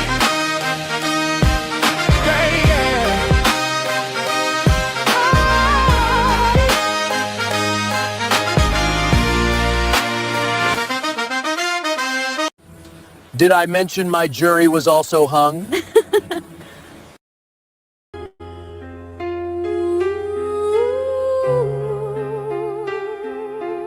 Today we say a prayer for Adam Lally, the once mediocre prosecutor who stayed mediocre. May the Lord hear our prayer. In the words of Auntie Bear, speak up loudly. Got $500,000 cause of your incompetency. Calling me a nerd with creativity. Your shit was boring just like your delivery. Your monotone ass can't demand more cash. Only idiot to use a hung jury as a brag. A lowly ADA, so you must be a hack. You don't wanna see me get spanky on the track. You ain't good enough to have a private practice. You ain't smart enough to hide your malpractice. I was the star, you were like a fading actress. Hope Welcher spread his load all over your mattress. I know a lot of times that raps be fiction, but really let these next 2 bars sink in. You ain't skilled enough to get a conviction, even when in a corrupt jurisdiction. As for the aftermath, well, I'm making more cash. As for you, I think I saw you on DoorDash. Man, I kinda feel bad, sitting back with a laugh, counting up on my stacks. But let me end this quite plainly, just in case that your memory's hazy. It was confirmed on the stand that you're lazy when Rosemary made you her baby. Lolly wanna baba.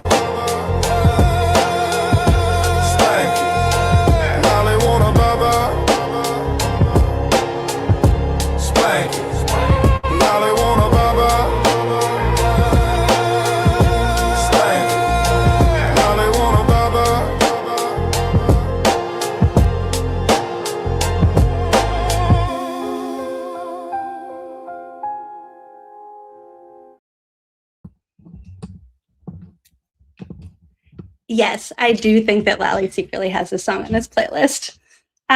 You guys are seriously the best. This was like a dream come true for me as much as it's fun for you guys. So thank you so much for being part of it. Thank you, Carissa G617, for gifting a membership, and Shady Norfolk County District Attorney. Yeah, thank you for coming a YouTube member. Don't tell him to stay home. I don't know what that was too, but Tunzi, we love you. Meatball Morrissey Sketty Stains prefers to not snort Comet, but snort Barkeeper's friend. Stupid April, I love you, smart April. And we'll pass that on to Queen Melanie. She's the best. Like, of course she responds. She's literally the best. Biatch414. Emily, I bought the poster behind you. Oh, I love that. Isn't it fun? Oh, that makes me so happy. Wait, can you send me a picture of it in your house or something? I love that. And you became a YouTube member. Thank you. You're so wonderful. Zach with the dad joke says, what did the drummer name his daughters? Anna 1 and 2. I like that. It's a good one. Oh, sweetie, no gifted 5 memberships, but you're so kind. I love this. Emily is humanizing Brennan too much for my likes. That's what Kat Randall said. I'm sorry. I was trying not to go like too overboard, and you gifted a membership. Thank you. I humanized him less in my shorts, so you can go watch those if you want to see him be crank Brennan. Good Treble Studios said his attitude and Proctor's entire Proctorness lost the case for them. The Crash Daddies didn't hurt either. Love you all. Thanks for all your work. I agree. And isn't that like Paula Prado was like, yeah, like something about Yuri Buchanan like freaked her out. And love to hear that, because it's something. If it wasn't going to be their terrible investigation that did it, it could be their terrible demeanor on the stand.